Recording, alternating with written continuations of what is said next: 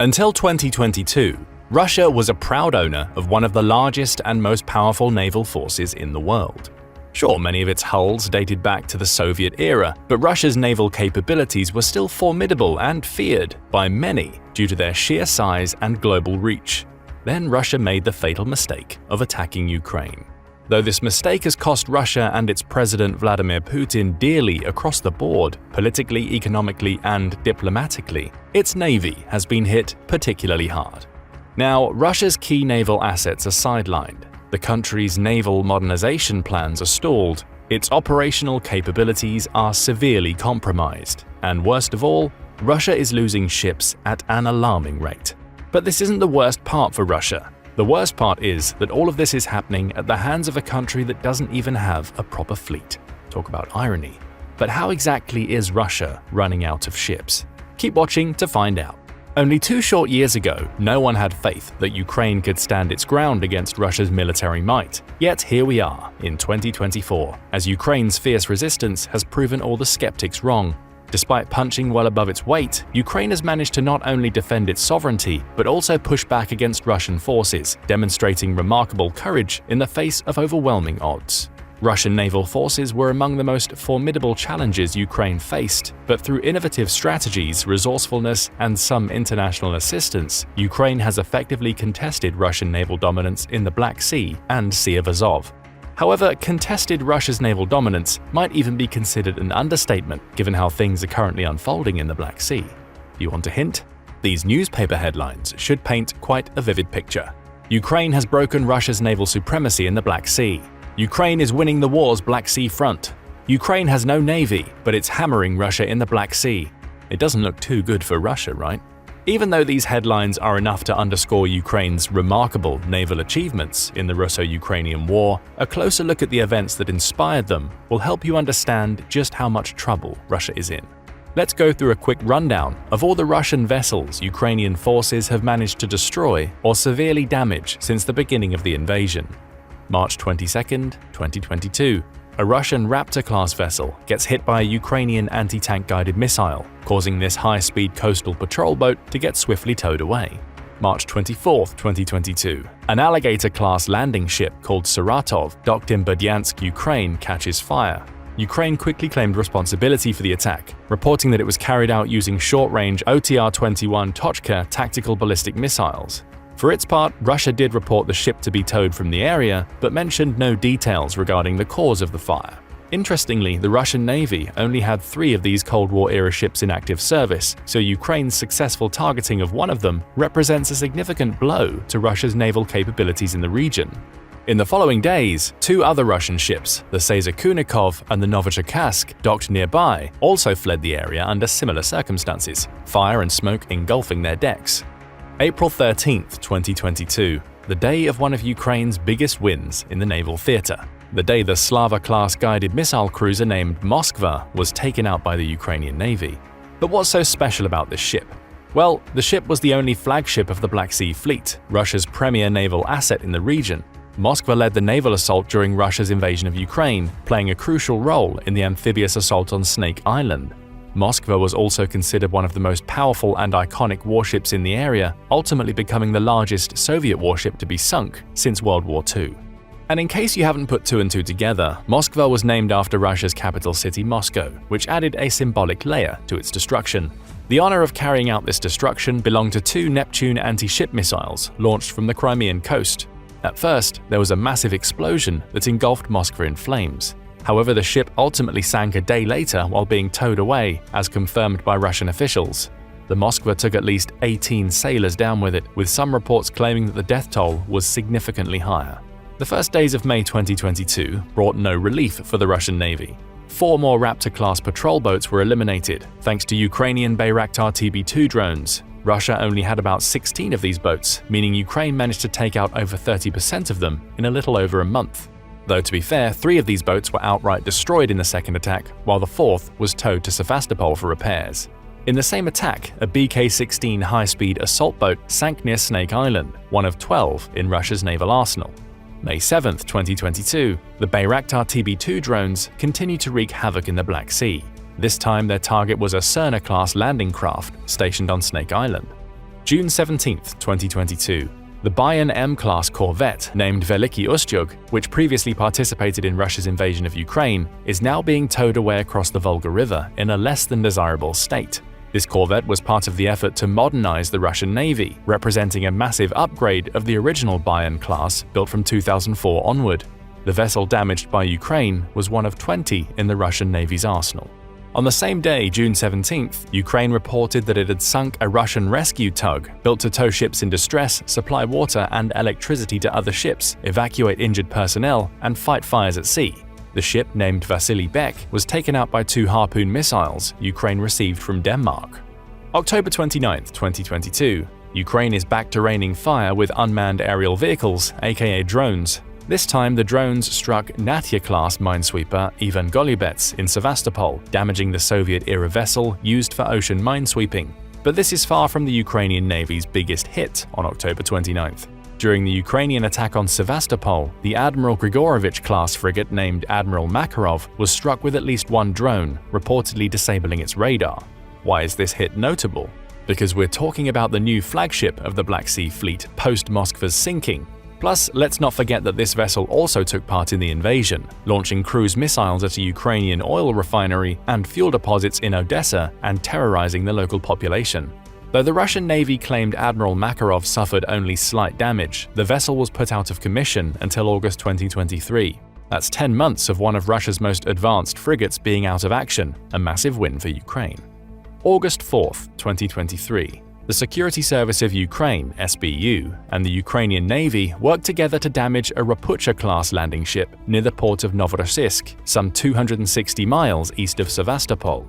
The vessel, named Olenogorsky Gornyak, was one of the 15 Rapucha-class landing ships, the most important class available to the Russian Navy's service. It was on loan from the Northern Fleet at the time of the attack. Though Olenogorsky Gornyak wasn't sunk, it was severely damaged.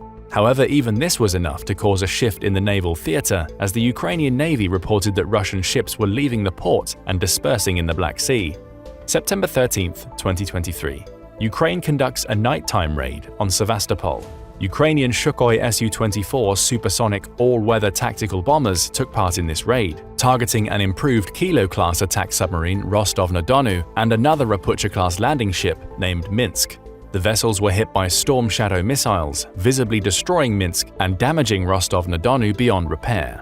Though the Russian government doesn't seem to agree with the beyond repair part, vowing to return both ships to full operational status. This certainly won't be easy, however, as the Ukrainian attack on Sevastopol also badly damaged the dry dock repairs facility in the city, further complicating Russia's efforts to repair its damaged naval assets. On the same day in the same attack, a Turnets-class patrol boat was sunk. September 24, 2023. Ukraine switches back to naval drones, damaging the Project 22160 patrol ship of the Russian Navy called Sergei Kotov. But this attack only managed to damage the ship. The Ukrainian Navy got the job done on March 5, 2024, when the Magura V5 maritime drones sank Sergei Kotov off the coast of Crimea. This was the 3rd notable ship Ukraine managed to sink in 2024. But let's not get ahead of ourselves, not when the Ukrainian Navy managed to damage 2 more Russian vessels in 2023. The first was on November 4th. The Ukrainian forces used cruise missiles to strike the Zaliv shipbuilding yard in Kerch, Crimea. This attack damaged a brand new Karakurt-class corvette Askold armed with Caliber cruise missiles. The corvette, still in sea trials, was deemed a total loss following the November strike. December 26, 2023.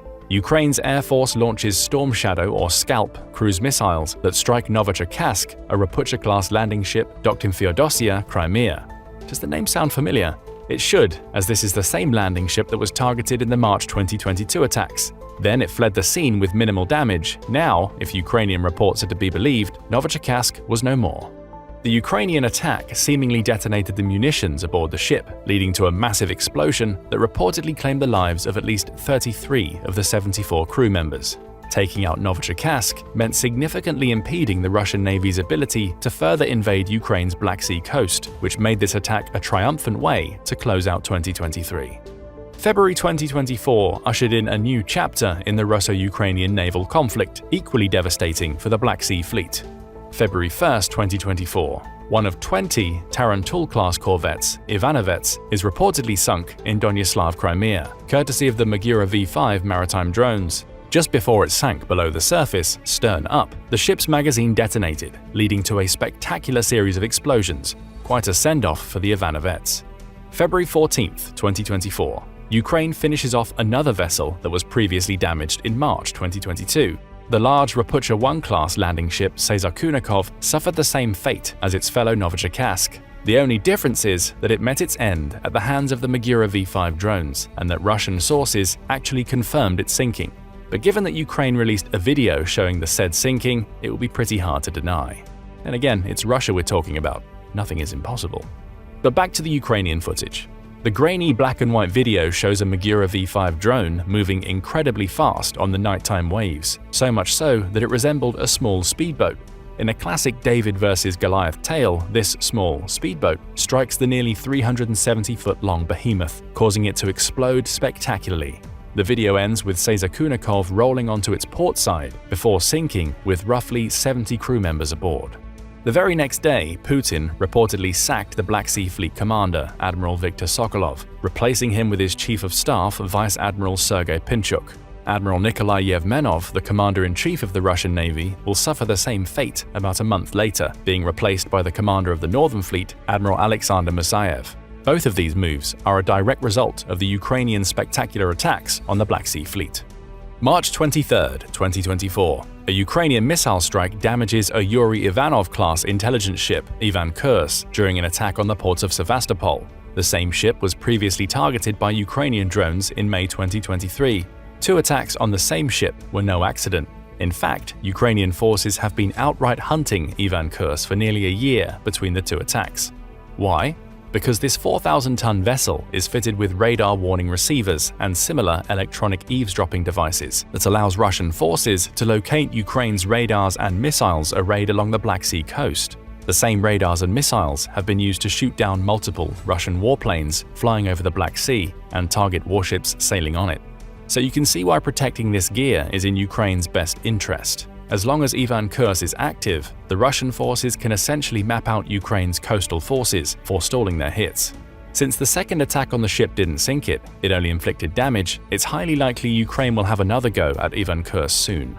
April 21, 2024. The Comuna, the oldest ship in the Russian Navy's service, is struck by an anti-ship missile in Sevastopol.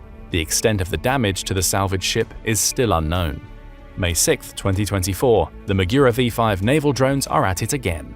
This time, they destroyed a patrol boat, later identified as a $3 million worth Mangust-class vessel used for search and rescue and countering subversive operations. When you tally all these attacks up, it becomes clear why reports are claiming that the Ukrainian forces have taken out an impressive 25% of Russian vessels in the Black Sea. Not bad for a country without a proper navy, right? There are even reports that Russian ships are abandoning the Black Sea altogether, igniting hope that Ukraine could win back Crimea after 10 long years. According to Ukrainian captain Dmytro Pletenchuk, only one loser missile ship is currently left in the Black Sea. Ukraine owes these incredible results to the daring and innovative asymmetric campaign carried out against an opponent that might be stronger but is risk-averse and lacks imagination. It seems that the country is constantly inventing new ways to sink Russian ships, and evidently, it's been quite successful. But can't Russia just replace the vessels Ukraine takes out? After all, the country is famous for its robust military-industrial complex and vast resources. Correction, the country was known for these things. Following the invasion of Ukraine, Russia became fully mobilized, politically, industrially, and militarily. This all-out mobilization has come at a great cost, both metaphorically and literally. Simply put, the mobilization has depleted resources that the Kremlin can't renew. And remember, we're talking about naval vessels, not some disposable assets. Each vessel requires a significant investment of time and money, both things Russia is running out of. Even with simpler military equipment, such as shells and ammunition, the losses are outpacing new production. So what chances do new Russian vessels truly stand? Throw the fact that the current Russian shipbuilders are running out of key engine parts into the mix, and it becomes obvious that Russia's ability to replace lost vessels with new developments is nearly non-existent. But what about replacing lost vessels with existing ships? Couldn't Russia simply relocate existing ships from other fleets to replace those lost in combat? It could in theory, but in practice this plan has a major obstacle: Turkey. The invasion of Ukraine has severely impacted the dynamics in the Black Sea, giving Turkey significantly more power over the region. Invoking Article 19 of the Montreux Convention, an international agreement that governs the passage of vessels through the Bosporus and Dardanelles Straits, Turkey closed its straits to the transit of military vehicles whose home base isn't in the Black Sea. In other words, no other Russian fleets can come to the Black Sea Fleet's rescue. US officials have praised this move as a major contribution to Ukraine's security. But is Ukraine's security the only reason Turkey opted for this move? Absolutely not. Turkey considers the Black Sea a region of vital strategic importance. This sea is crucial for the connectivity of energy pipelines, which have allowed the country to extract natural gas. Turkey also enjoys the evident shift of power in the Black Sea, as the country has long sought to assert itself as a key player in the region. This region has also served as the main theater of competition between Russia and Turkey throughout the years, so you can see why Turkey is reveling in the new developments. The more ships the Russian Black Sea Fleet loses, the more the country's naval supremacy in the area erodes.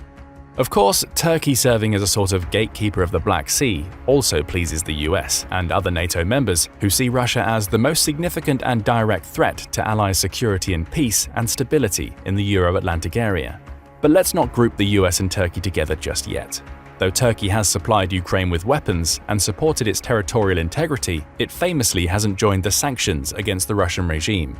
It also famously blocked Sweden and Finland from joining NATO for quite some time to prevent the alliance from gaining a stronger foothold in the region and essentially encircling Russia. All things considered, it appears that Turkey still has no desire to burn all the bridges with Russia, maintaining a delicate, neither friend nor foe stance. But it's likely Turkey will continue blocking naval vessel transits through its straits in the Black Sea as long as it benefits the country, which, by all accounts, will be for quite a while. This blockade will likely force Russia to focus on land warfare against Ukraine. However, just like with the Black Sea Fleet's ships, the clock is ticking on Russia's reserve of land assets. Russia, a country with the highest number of tanks by a margin, is now seemingly running out of them at a concerning pace.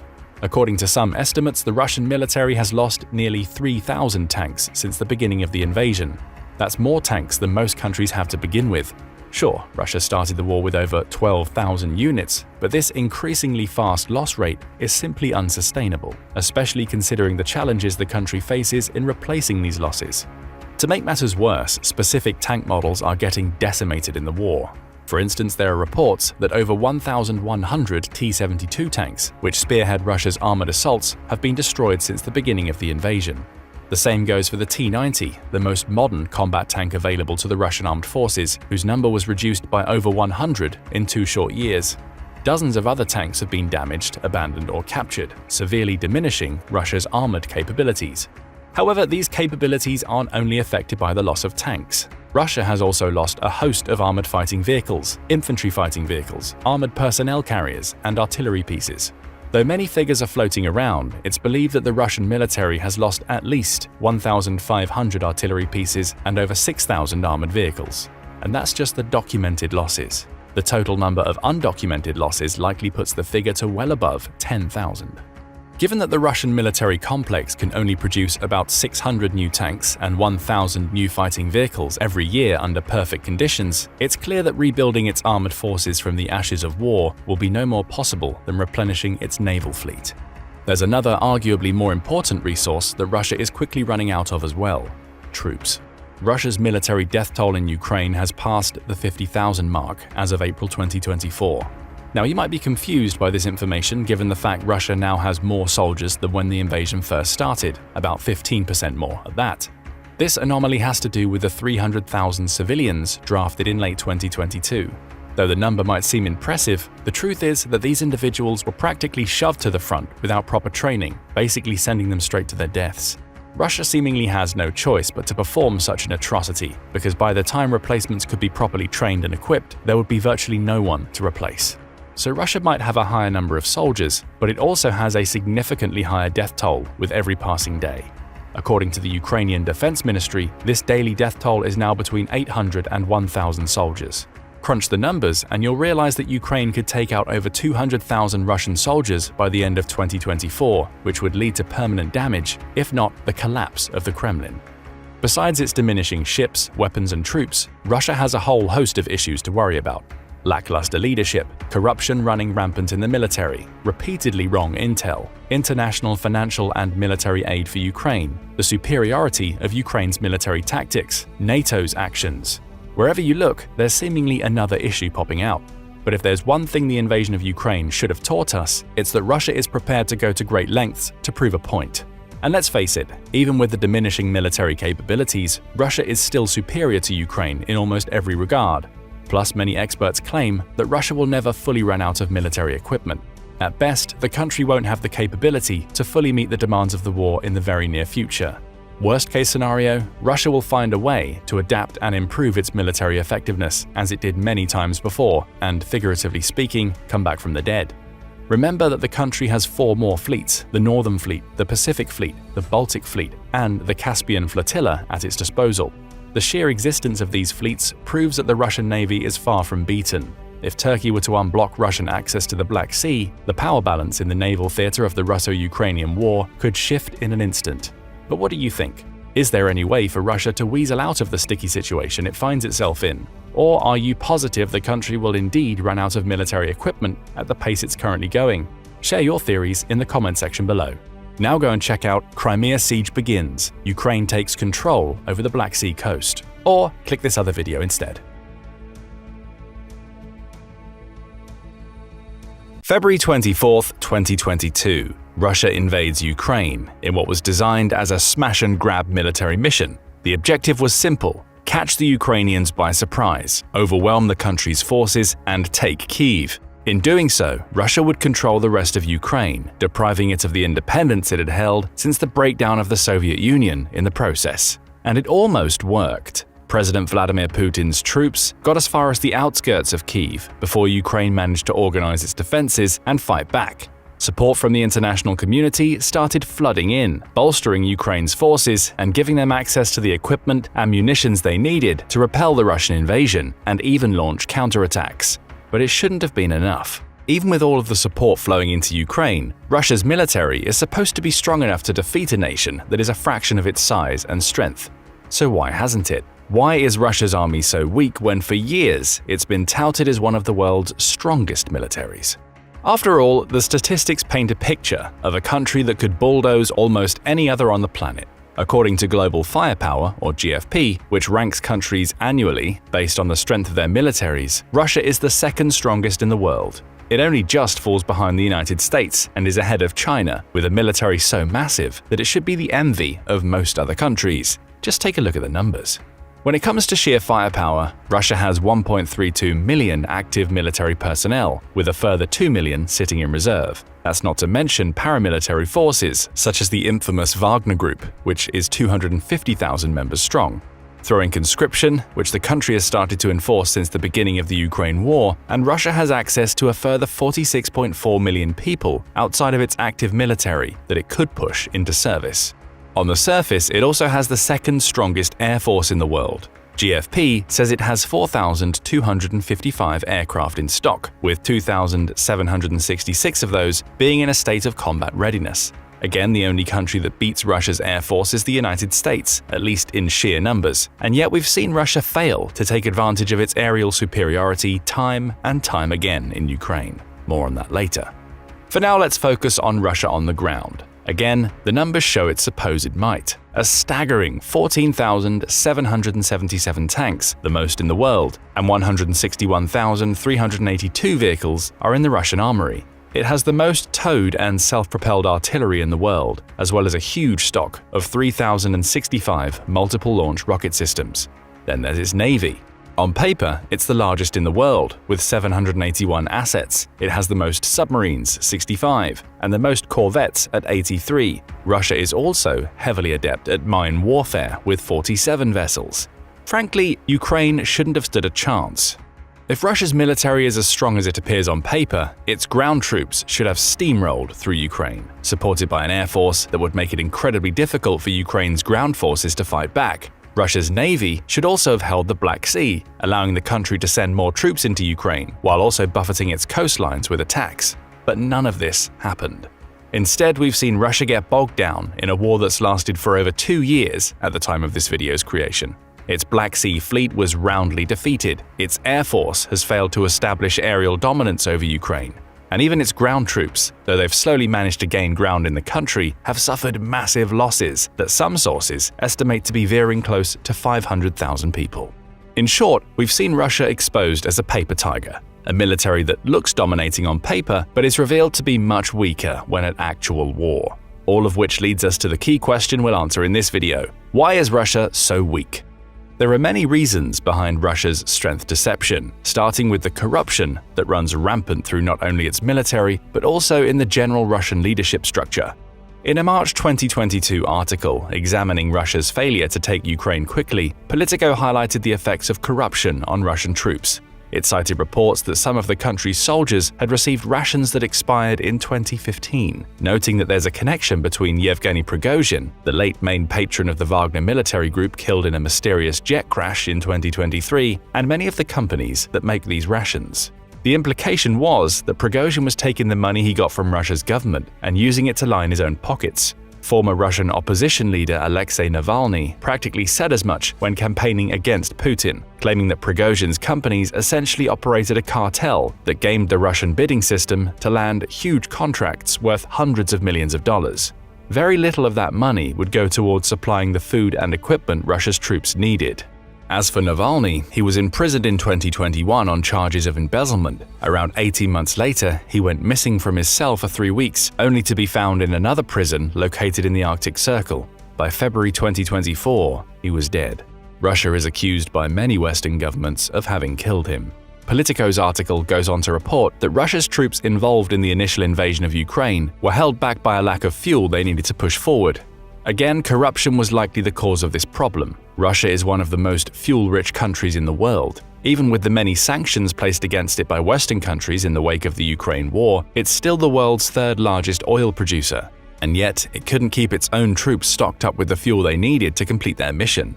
Embezzlement may have been the issue here as well. Russia's military often refers to fuel as its second currency, indicating long-standing knowledge that the fuel that's supposed to go to the military is often siphoned away to line other people's pockets. These are just a couple of examples.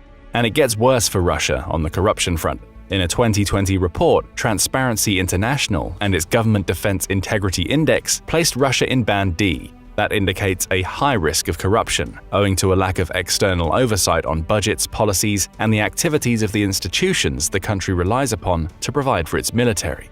It's a real-life example of the idiom, "when the cat's away, the mice will play." Only in this case, the Russian state cat turning a blind eye to the many mice in its military system allows those mice to severely undermine the strength of the country's military.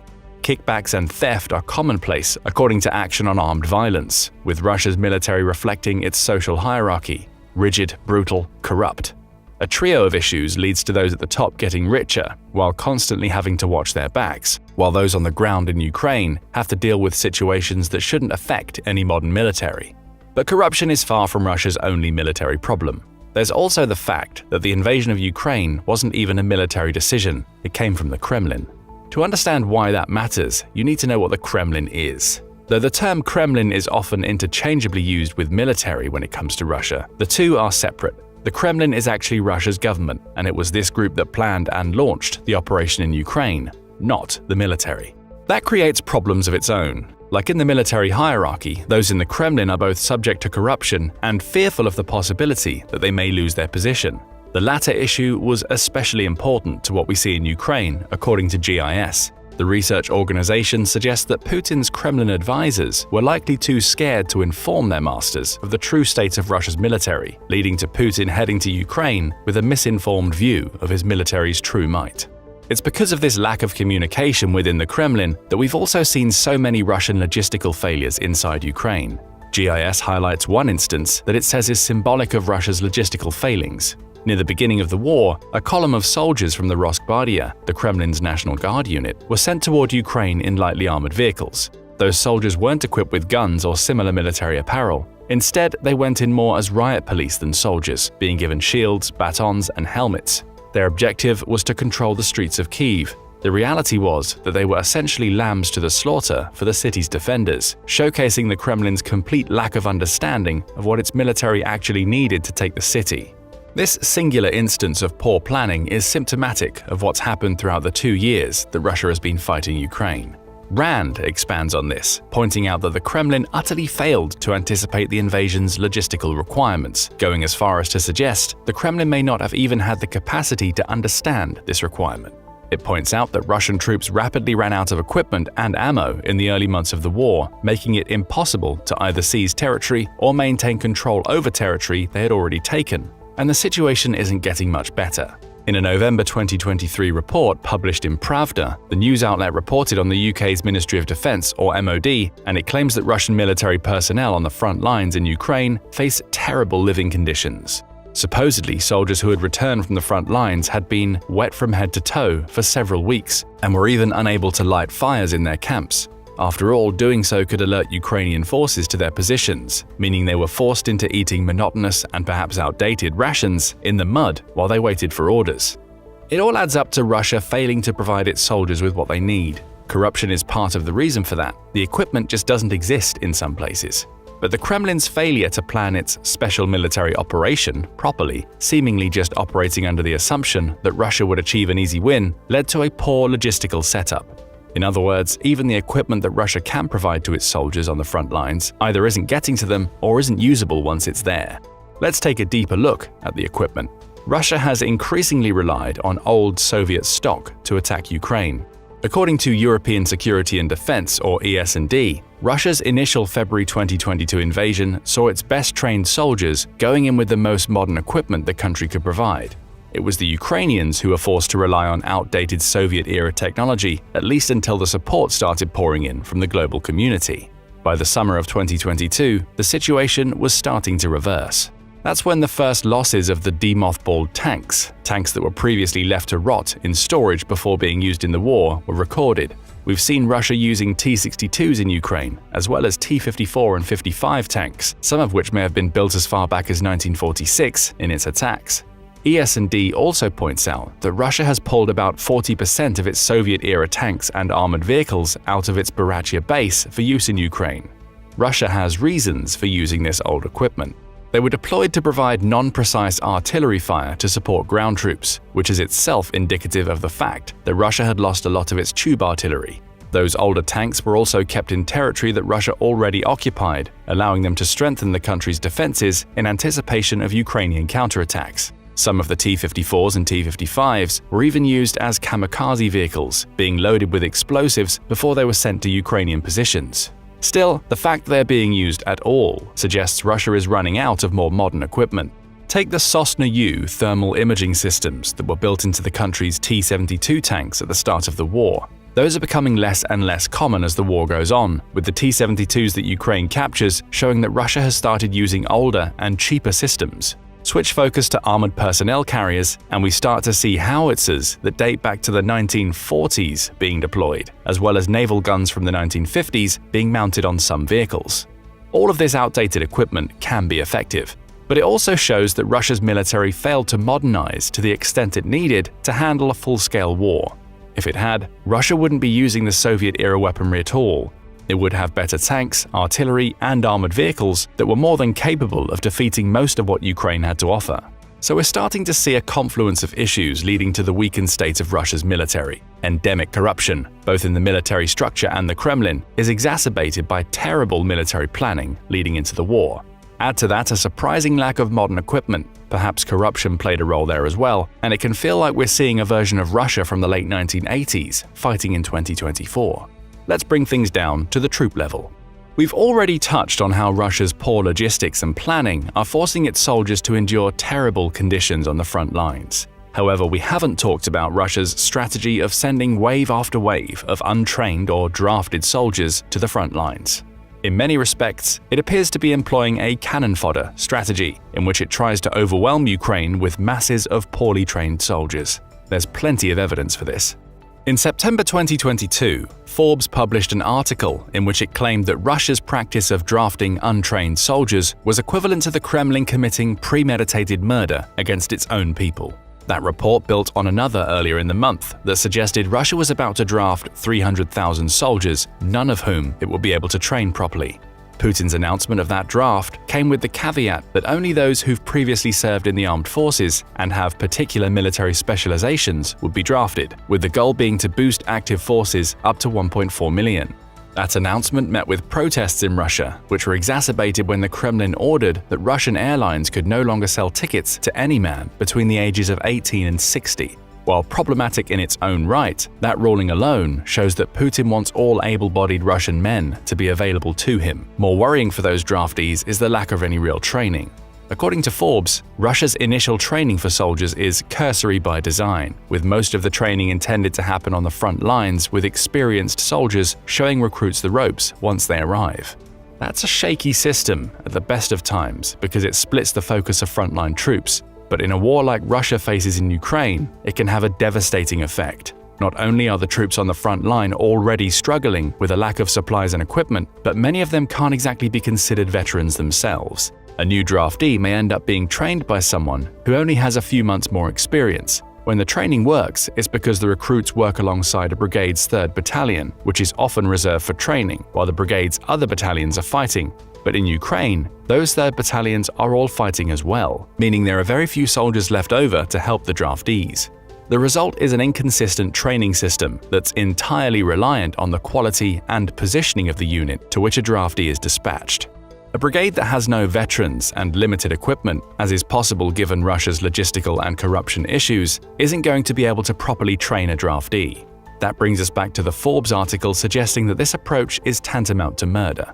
It cites the Institute for the Study of War, or ISW, when it says that mobilized men with a day or two of training are unlikely to meaningfully reinforce Russian positions. As for the training those new soldiers receive on the front line, it's often non-existent, as the ISW discovered when speaking to a then-recent draftee to Russia's 1st Tank Regiment. That draftee claimed that he'd received no new training in the days since he'd arrived at the Kherson Oblast in Ukraine. He was operating based on the 1 or 2 days of training he'd received before he deployed. It gets worse. If new draftees are essentially cannon fodder due to their lack of training, some Russian soldiers are literally treated as such.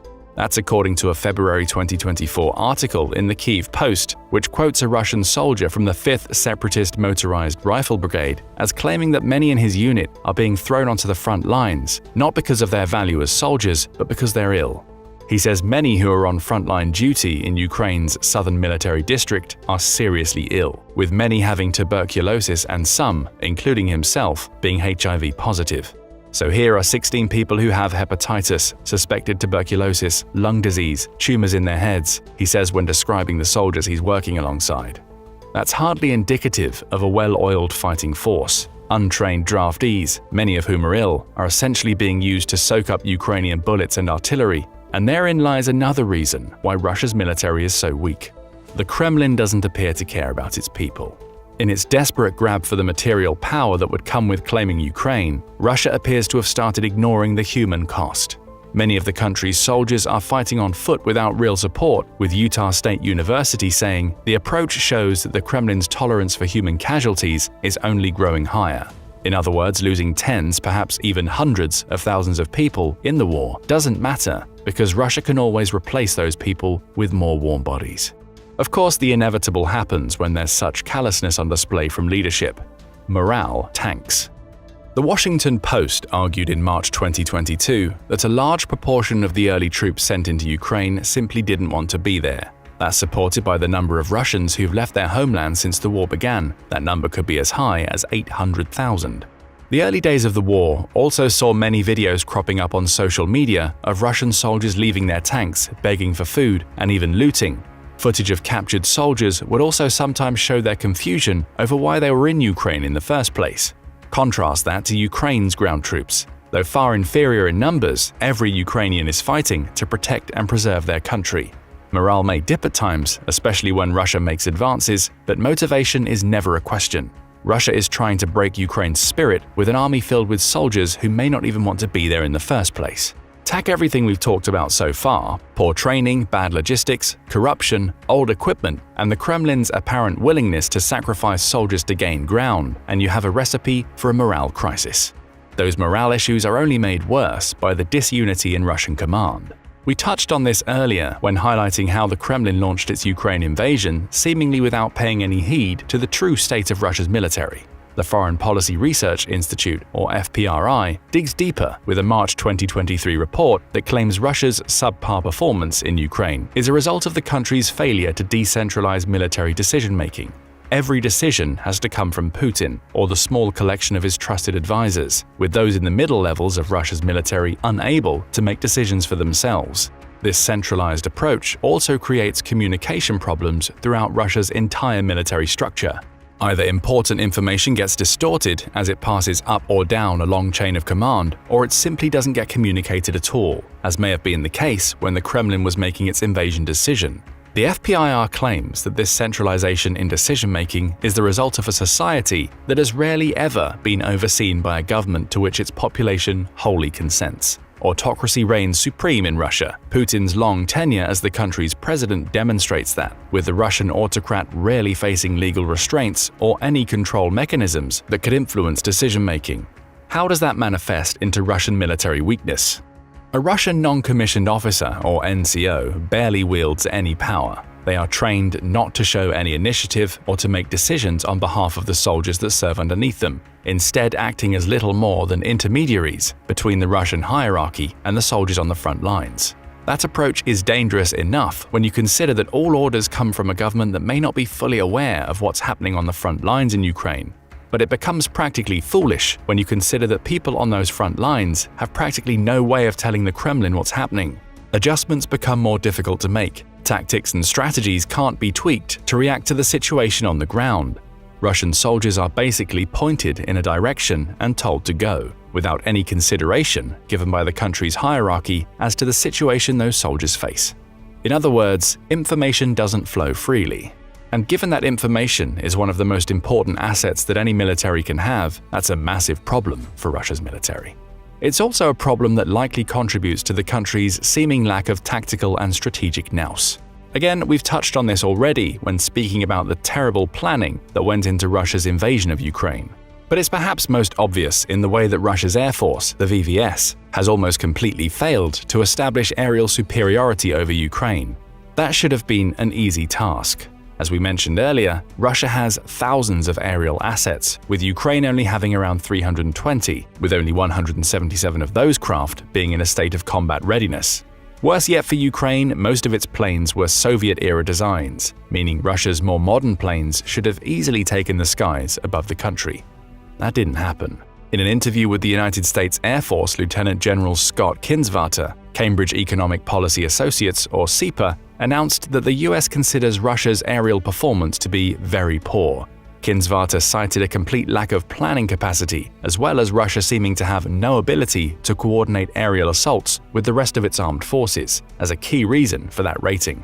Combined with the misuse of equipment, which may stem from bad training for Russia's pilots, and you get a VVS that has failed to learn lessons dating back to the Second World War.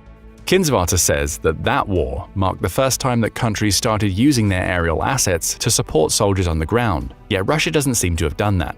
In his words, the benefits were so great that they effectively resulted in 1 + 1 = 6, and he cites endemic corruption as being the possible reason why Russia hasn't evolved to use aerial tactics that the United States has used for decades. He also suggests that communication is an issue in two ways. The obvious one is the lack of communication between ground and aerial forces, making it impossible to run operations in tandem.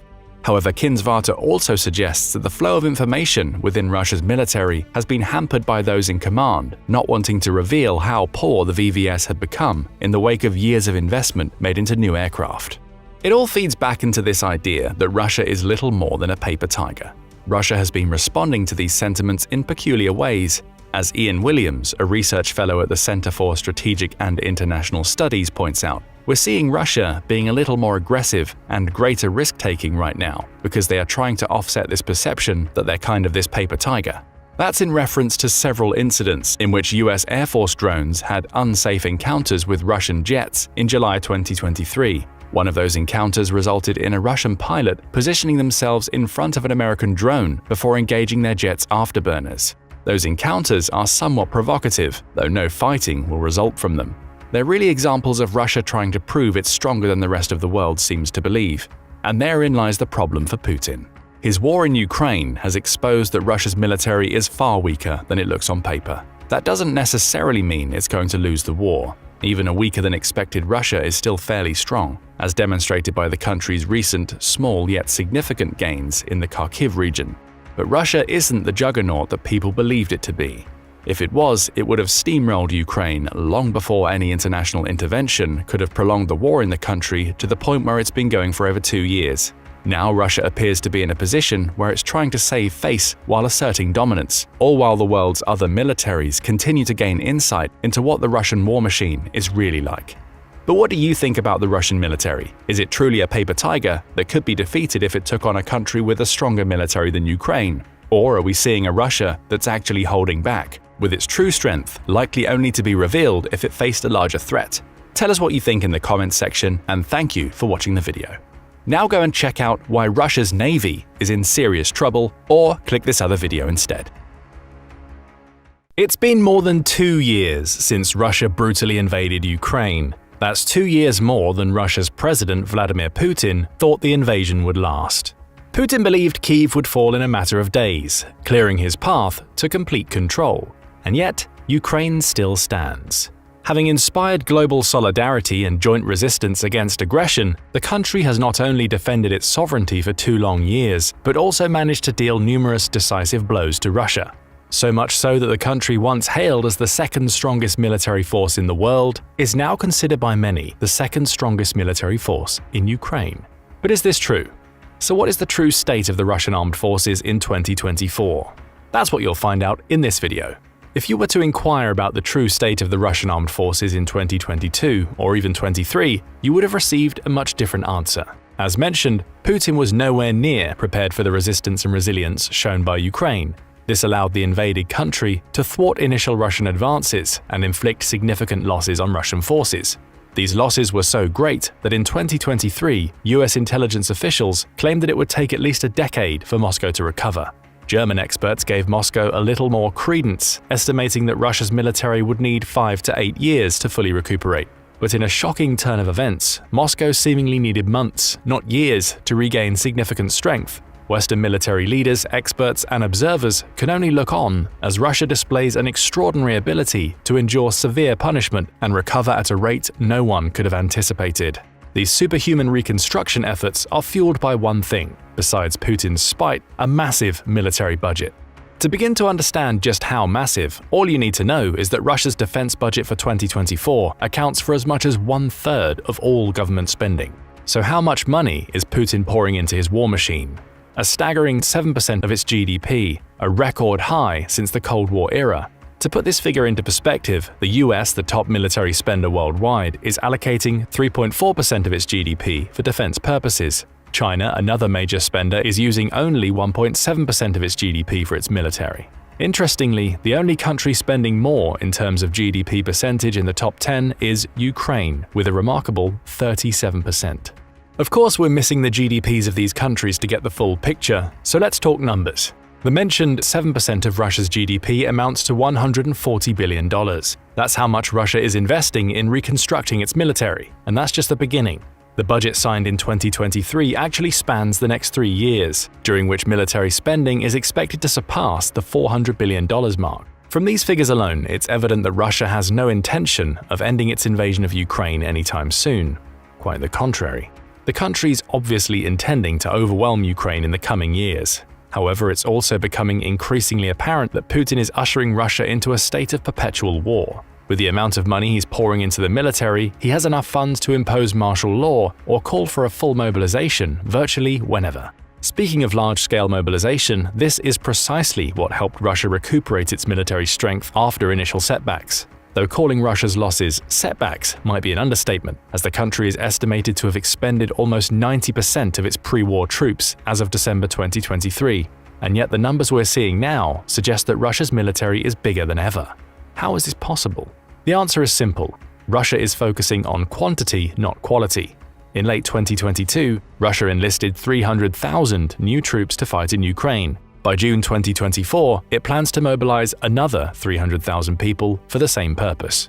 So numbers-wise, it appears Russia's military is flourishing. However, this emphasis on quantity comes at a cost. and a major one at that.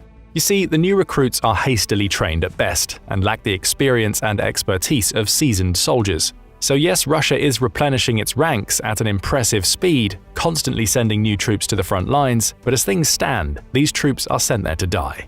However, Putin doesn't seem to care, just like he doesn't care where these new troops are coming from. That's why there have been reports of Russia mass recruiting foreign nationals into volunteer formations under a short-term contract. Russia has also reportedly mobilized prisoners for assault squads using 6-month contracts. Then there are mercenaries from the Akhmat Group of the Chechen Special Forces and the Wagner Group, the notorious Russian state-funded private military company. Just the creme de la creme, don't you agree? But again, Russia isn't particularly picky. The Kremlin doesn't care about the methods as long as it achieves its desired outcomes.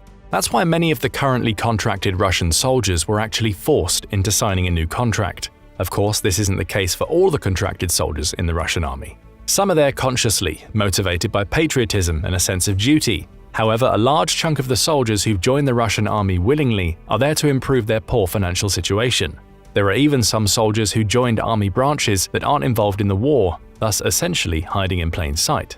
All in all, there were around 470,000 troops in Ukraine at the beginning of 2024. That's roughly 13% of the total Russian military, which is estimated to have 3.57 million personnel. Of course, this number accounts for both the active and reserve personnel, which comprise 1.32 million and 2 million personnel, respectively. The rest of the Russian military consists of paramilitary formations. Despite the heavy losses, Russia only plans to expand its military. By the end of 2026, the number of active duty armed forces is expected to grow to 1.5 million people. Out of these troops, half will be staffed by contract servicemen. However, Russia expects to reach this number of 750,000 contract servicemen by the end of 2024. Now, if you think these figures sound too good to be true, you're absolutely right. The ever-accelerating recruitment pace would be challenging to pull off even for a nation with a stable and thriving economy, let alone one grappling with sanctions and internal strife. The truth is that this mass recruitment is nothing but a bureaucratic campaign that aims to achieve the desired army size on paper, with no regard for how sustainable or effective it will be in practice. That's why the 300,000 new servicemen Russia plans to mobilize in 2024 will probably suffer the same fate as the initial 300,000 thrown to the front lines in 2022. As mentioned, Russia lost almost 90% of its pre-war troops by December 2023. These losses account for up to 120,000 troops killed and roughly 200,000 soldiers wounded. But how is it possible for a country as militarily powerful as Russia to lose so many soldiers when battling a smaller and less equipped nation like Ukraine? The answer primarily lies in Russia's highly attritional military tactics. The country's troops are often pushed to the point of inoperability before being rotated out. Russia also often relies on human wave attacks, which lead to massive casualties as soldiers are sent into battle with little regard for their survival. These types of attacks were used around places like Bakhmut and Avdiivka, costing thousands of poorly armed and trained Russian soldiers their lives as they rushed entrenched Ukrainian positions. To understand just how great these losses are, all you need to know is that Russia lost more soldiers in the 4-month campaign for Avdiivka than it did in a decade-long war in Afghanistan. But Russia's army isn't only degrading in terms of human losses. The attritional tactics have also taken a severe toll on its equipment and resources. With this in mind, let's see how Russia's armed forces stand in terms of military equipment in 2024. First up, Russia's land power. The ground is generally where Russia is perceived to be at its most powerful. Look at any category that matters in this regard, the number of tanks, artillery, or armored vehicles, and you'll see that Russia is either number 1 or in the top 3 countries in the world. However, having many ground military assets also means there are many assets to lose. This especially rings true for Russia, which has been recklessly deploying its land force in Ukraine. In tanks alone, Russia has lost over 3,000 units since 2022. This is roughly the number of active tanks the Russian military was operating pre-war. Some reports even indicate that the number of lost tanks is twice as high, over 7,000 units. But despite the heavy losses, Russia still securely holds the number 1 position in total number of tanks worldwide. The country owes this position to a massive stockpile of Soviet-era tanks, many of which have returned to service after years of inactivity. So as of 2024, models like the T-55 and T-62 tanks can be found in active service despite being decommissioned years ago. But like with the number of added troops, we have another quality versus quantity dilemma. Russia may boast a large number of tanks, but many of them were in need of replacement even before the war in Ukraine began. So just imagine how well these units fare in a modern combat scenario. Though you don't have to imagine, as the reports coming from Ukraine paint quite a vivid picture. For instance, Russia lost 31 tanks in a single day, May 13, 2024. Just a day before, it lost another 5 units. On April 7th, the number of Russian tanks was reduced by 17. March 28th wiped out another 10 tanks from Russia's inventory. While trying to seize control of Avdiivka in February 2024, Russia lost a staggering 400 tanks. January 28th took 10 more tanks from the Russian army, and the list goes on and on.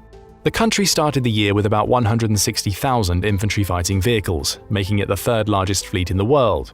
But each of the attacks described above also wiped out a portion of Russia's fighting vehicle inventory. Since the beginning of the invasion, Russia has lost around 8,800 of these vehicles, primarily consisting of MTLBs, BMPs, and BTRs.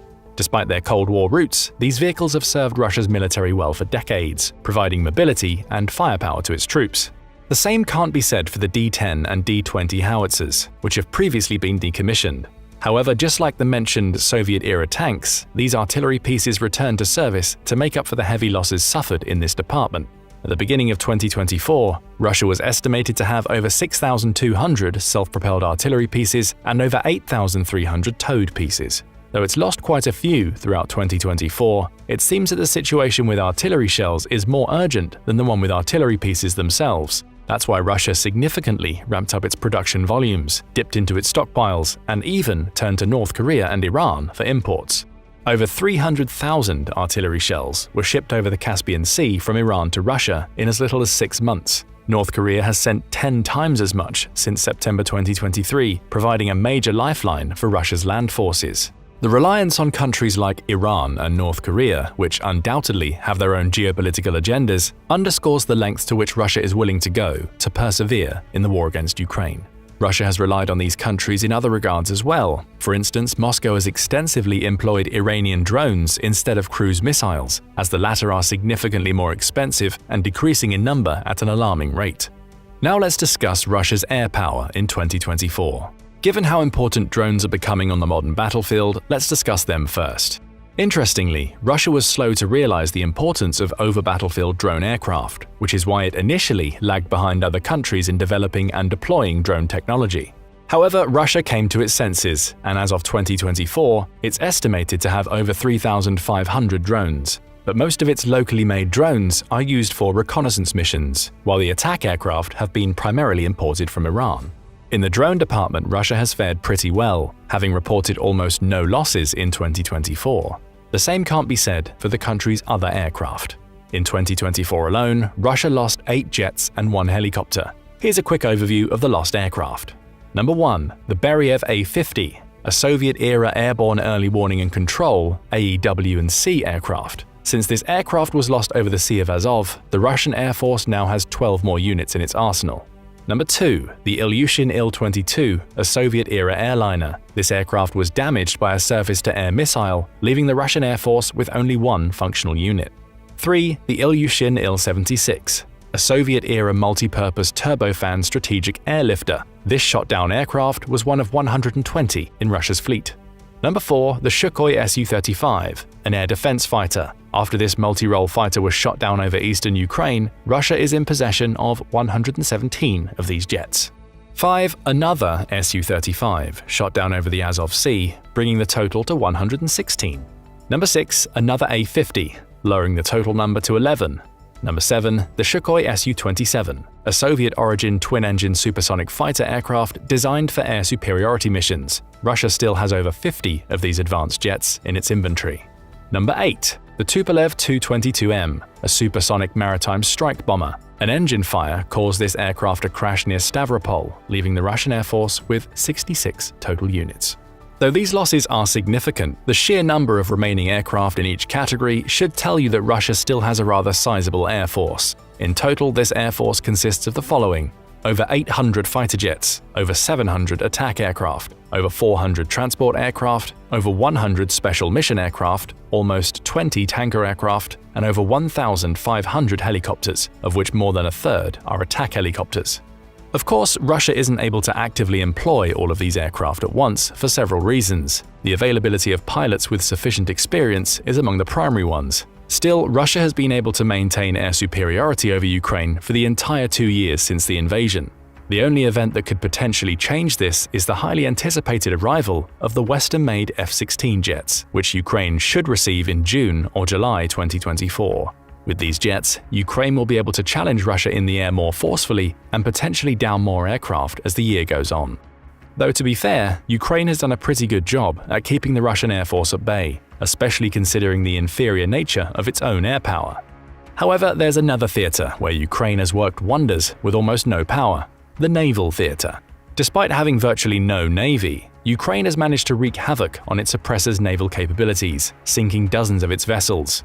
Ukraine has made such advances that it's virtually freed the Black Sea of the Russian Black Sea Fleet, making many experts wonder whether Crimea can be back under Ukraine's control soon.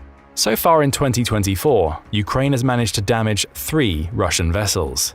Number 1, a Tarantul-class corvette, R334 Ivanovets, one of 20 in the Russian Navy's possession. However, this loss doesn't change the fact that Russia has the highest number of corvettes in the world, with over 80 in total. Number 2, a Rapucha 1-class landing ship, Cesar Kunikov, one of 15 in Russia's arsenal. Number 3, a Mangust-class patrol boat, one of 62 Russia owns. If Ukraine gets its hands on the F-16 jets, these numbers could also exponentially rise. But for now, Russia still has a pretty solid navy, with almost 800 total vessels. Some of the highlights include 65 submarines, 47 mine warfare vessels, 14 destroyers, and 12 frigates. However, it's important to note that not all of these vessels can reach Ukraine. With Turkey's blockade of the Black Sea and Ukraine's decisive actions in the region, the local Russian Navy seems less than impressive. Worst of all, Russia can't simply produce new vessels for the Black Sea Fleet, as this would take substantial time and resources, both of which Russia currently lacks. But what about Russia's production efforts in other departments? Well, they're well underway. Like Russia's population, the defense industry has been fully mobilized, as arms manufacturers are urged to work round the clock. And just like with the troops, impossibly high numbers are being thrown around production-wise. Once again, Russia is doing all in its power to project an image of overwhelming strength and resilience. But in reality, this staggering production growth can be explained by 2 not-so-desirable practices. Number 1. Production efforts heavily rely on stocks of materials and components Russia has previously accumulated. But naturally, these stocks are finite, so it's only a matter of time before they deplete. And number 2, Russia is resorting to cannibalization. Cannibalization is the practice of refurbishing or repairing equipment using parts salvaged from other units, often resulting in compromised performance and reliability. Since neither of these practices is sustainable, Russia is struggling to maintain an impressive rate of production in 2024, lowering the industry's capacity to support the ongoing military operations. For now, the annual output of the Russian defense industry is expected to reach 1,500 tanks, 3,000 armored vehicles, up to 5 million artillery shells, up to 1,500 long-range missiles, up to 4,200 one-way attack drones. As mentioned, Russia is also relying on allies for the weapons it can't manage to produce, or components for the equipment it's currently producing. Besides North Korea and Iran, China has been a major ally in this regard, supplying components for helicopters, jamming technology for military vehicles, components for defense systems, and parts for fighter jets. All things considered, it becomes clear that the Russian armed forces can fight for quite some time. But what about the commanders of those forces? Russia can put up a front of unwavering leadership all it wants, but the number of replaced commanders since the beginning of the invasion suggests that the country's military hierarchy is severely fractured, and Putin is less than satisfied with the military's performance. In 2024 alone, there were 2 major dismissals, indicating the true state of the Russian armed forces. Number 1, Admiral Nikolai Yevmenov, the commander-in-chief of the Russian Navy. The 61-year-old admiral got the boot after allowing Ukraine to sink a string of warships in the Black Sea. He was replaced by Admiral Alexander Musayev in March 2024. Number 2, and arguably the biggest Kremlin shakeup since the invasion began, Sergei Shoigu, Russian Minister of Defense of 12 years. Shoigu was Putin's close ally and the longest-serving member of his cabinet. Still, he was dismissed and replaced by a civilian, no less. His replacement is a technocrat economist, Andrei Belousov, who's likely been chosen to bring a fresh perspective to the military leadership after the defense budget has been ratcheted up to 7% of Russia's GDP. Plus, it helps that he's unconnected to corruption allegations that are currently being investigated by Russian authorities. So, where do all of these contradictory data and actions leave us? In the famous quote from HBO's limited series Chernobyl, "Not great, not terrible." On the one hand, the Russian armed forces are doing much better than any Western observer could have predicted, in 2024 at least. For now, the country seems to be holding its own against Ukraine and its Western allies, maintaining its position as a major military power. On the other hand, the progressive military depletion and prioritizing quantity over quality is bound to catch up with Russia at some point. Though the Kremlin believes it can sustain the current attrition rate through 2025, it's likely that by 2026, Russia will have exhausted most of its available stocks and resources, leading to significant challenges in maintaining its combat power and effectiveness in the long run. But again, we're talking about Russia, and with Russia, you never know. Some high-ranking officials believe that Russia will continue strengthening its armed forces at the same rate, with the end goal of challenging a NATO member state. But what do you think? Can Russia truly maintain its aggressive stance in the long run? Or do you believe it's only a matter of time before the country's armed forces crumble? And let us know how you perceive the state of the Russian armed forces in 2024, a remarkable show of resilience or a crumbling facade. Share your thoughts and opinions in the comments section below. Now go and check out why Russian air defense is a joke, or click this other video instead. It wasn't supposed to be like this. When Russian President Vladimir Putin launched his invasion of Ukraine, it was supposed to be a quick smash and grab. His troops would storm through the country and take Ukraine, leaving him with a huge chunk of new Russian territory. And it almost worked. During the early days of the invasion, Russian troops managed to get to the outskirts of Kyiv before being pushed back out of the city. Then came the near-unanimous support for Ukraine from major Western powers. Suddenly, Putin found himself with a war on his hands. A war that is well past the 2-year point at the time of creating this video. The smash and grab has turned into a war of attrition, and you may think that Russia is perfectly suited for that kind of war. It has the second most powerful military in the world, and it can keep throwing soldiers and equipment at Ukraine until Kyiv finally has to surrender to the might of Putin. But is that really the case? Far from having a never-ending supply of equipment and soldiers to maintain its war, Russia finds itself on the brink of being the victim of the atrophy this war has created. Simply put, it's running out of everything. If Ukraine can hold on for just a little while longer, it may soon find itself fighting a toothless Russia that isn't even able to support the troops it has in the country. How is that even possible? To explain, we'll start with one of the main pieces of equipment Russia has used in its invasion: tanks. On paper, Russia is a tank behemoth. According to Global Firepower, which releases annual rankings of 145 military nations in order of their strength in an array of departments, no other country has more tanks than Russia. It's believed to have a stock of 14,777, with 10,344 of those tanks being combat-ready.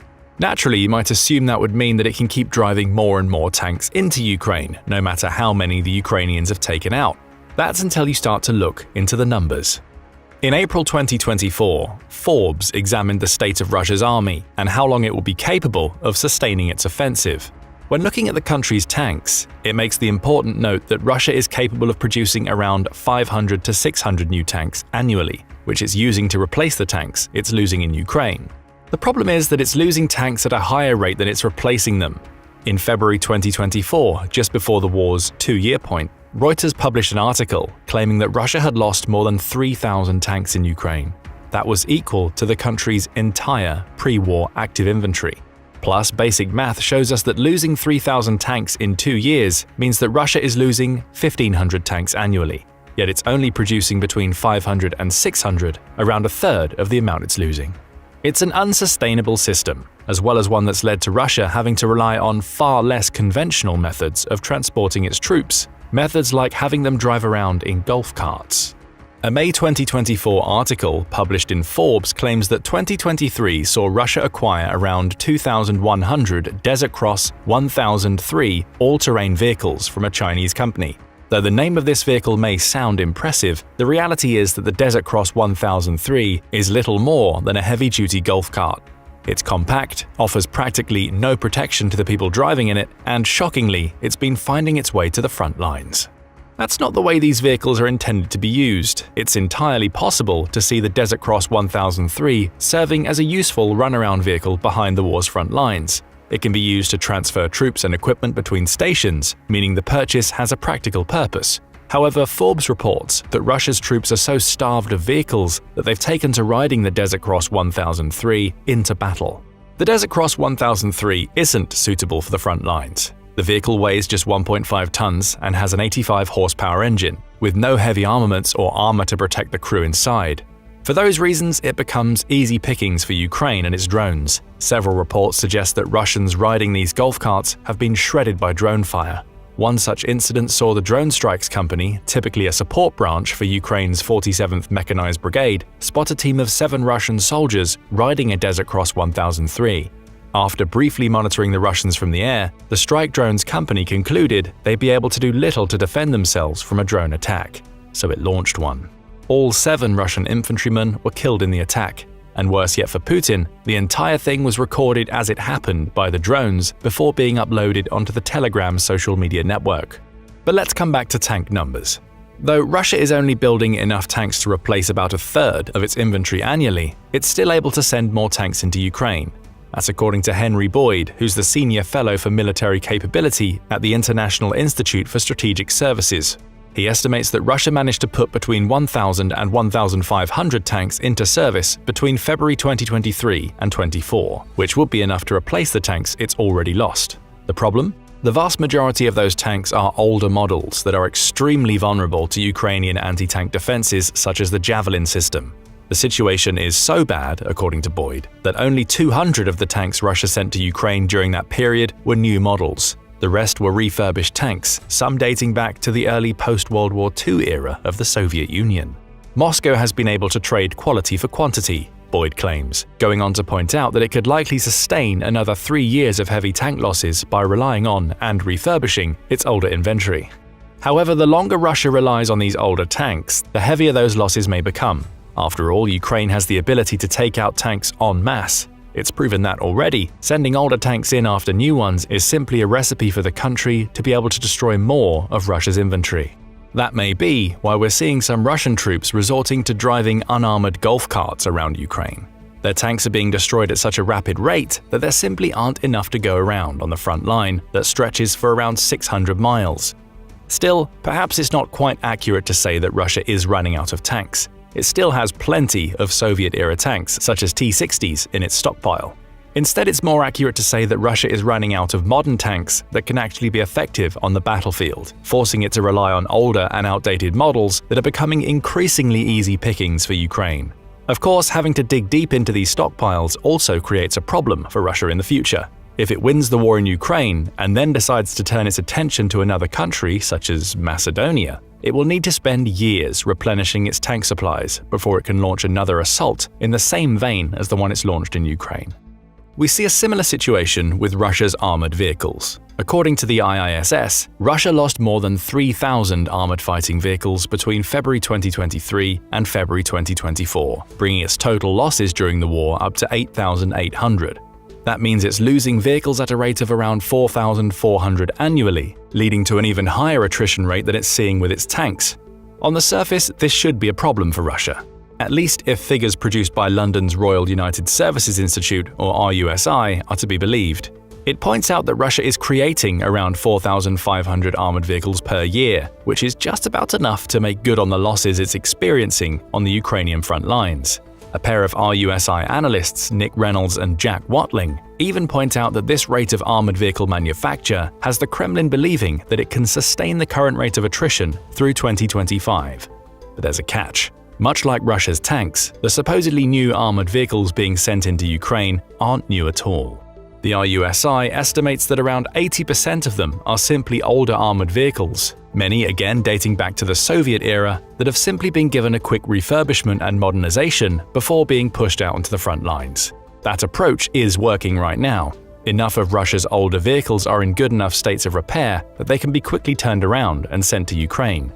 The problem will come as the war moves deeper into 2024, as the RUSI analysts point out. The number of systems held in storage means that while Russia can maintain a consistent output through 2024, it will begin to find that vehicles require deeper refurbishment through 2025. In other words, burning through Cold War-era stock can only get Russia so far, with its heavy vehicle losses forcing it to turn to older and older armored vehicles, all of which need much more work to bring them up to an acceptable standard than the ones the country is sending out now. Worst of all for Russia, according to the RUSI analysts, it will have exhausted most of its available armored vehicle stocks by 2026. RUSI isn't the only organization making this claim.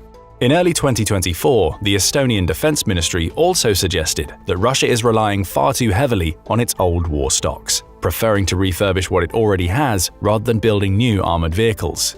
The Estonian analysis examined satellite imagery to come up with rough numbers for the amounts of Russian armored vehicles that have been destroyed, are currently active, or are in storage. Their conclusion? The same as RUSI's. Russia's armored vehicle reserves will run dry at some point in 2025 or 26. The seemingly obvious solution to this problem is to build more armored vehicles. But it's here where Russia will see the sanctions placed against it by so many Western nations come to bear. Refurbishing an older vehicle requires a little metalwork, replacement of an engine, a modernization of a radio. In some cases, the vehicle may also see upgrades to its optics and armor, but that's hardly a given. The point is that Russia can minimize its use of resources to make those refurbished vehicles combat capable. Building from scratch is far more difficult. Not only does it require more materials, but Russia would also have to dedicate more labor to building new armored vehicles.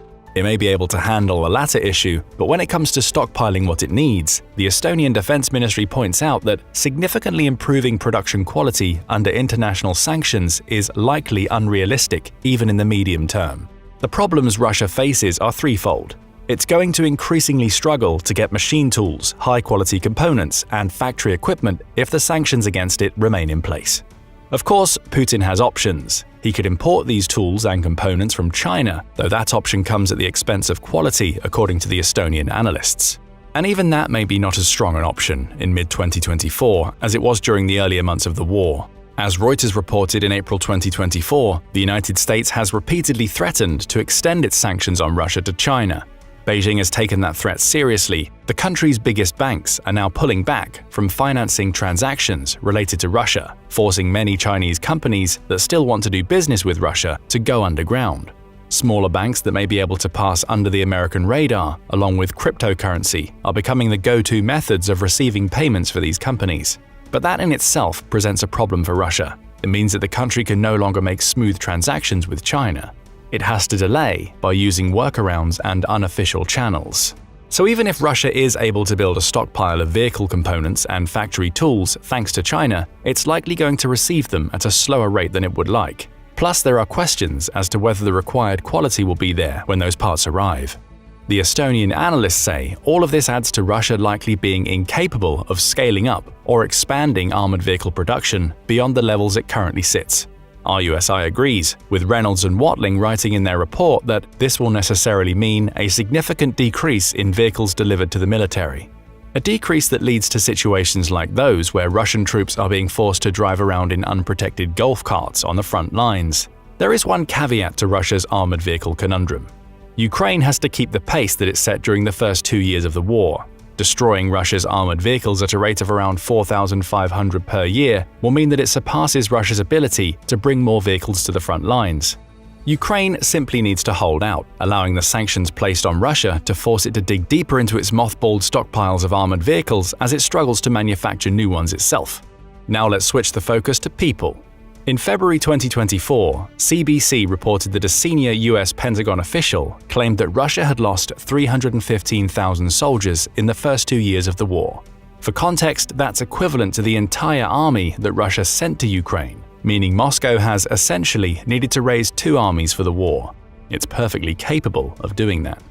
As Global Firepower reports, Russia has around 69.5 million people who could be part of its military, with 46.4 million fit for service and a further 1.275 million reaching military age every year. If that's the case, how could Russia possibly be running out of people for its war? Even with the loss of over 300,000, and the number may be closer to 400,000 if Ukraine's statistics are accurate, Russia has been both able to replace its lost ground troops and has more people it can send to the front lines when needed. But there are multiple issues at play here.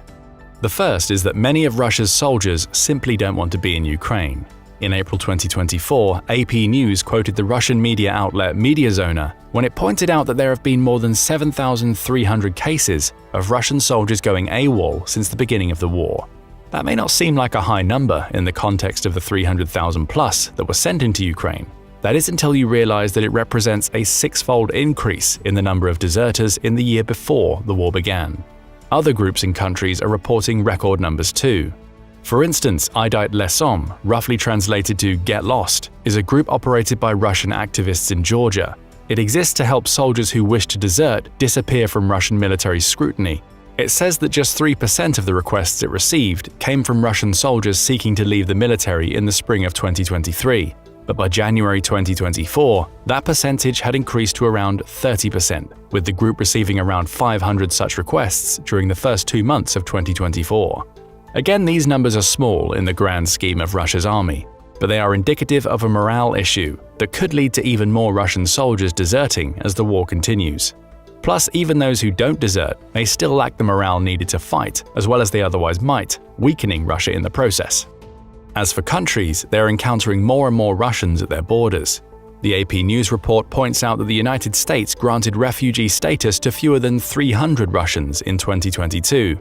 However, Customs and Border Patrol says that it encountered more than 57,000 Russians trying to enter the United States in 2023, 44,000 more than it encountered in 2021. France has seen a similar increase in Russian citizens seeking asylum or refugee status, with AP News noting a 50% increase in asylum requests between 2022 and 23. And the data from Germany is similar. It received 7,663 first-time asylum applications from Russian citizens in 2023, which is more than 3 times the amount it received in 2022. It's not known how many of these people are or were soldiers. Still, there's a clear trend of Russian citizens leaving their home country because they don't want to get dragged into a war that they clearly don't support.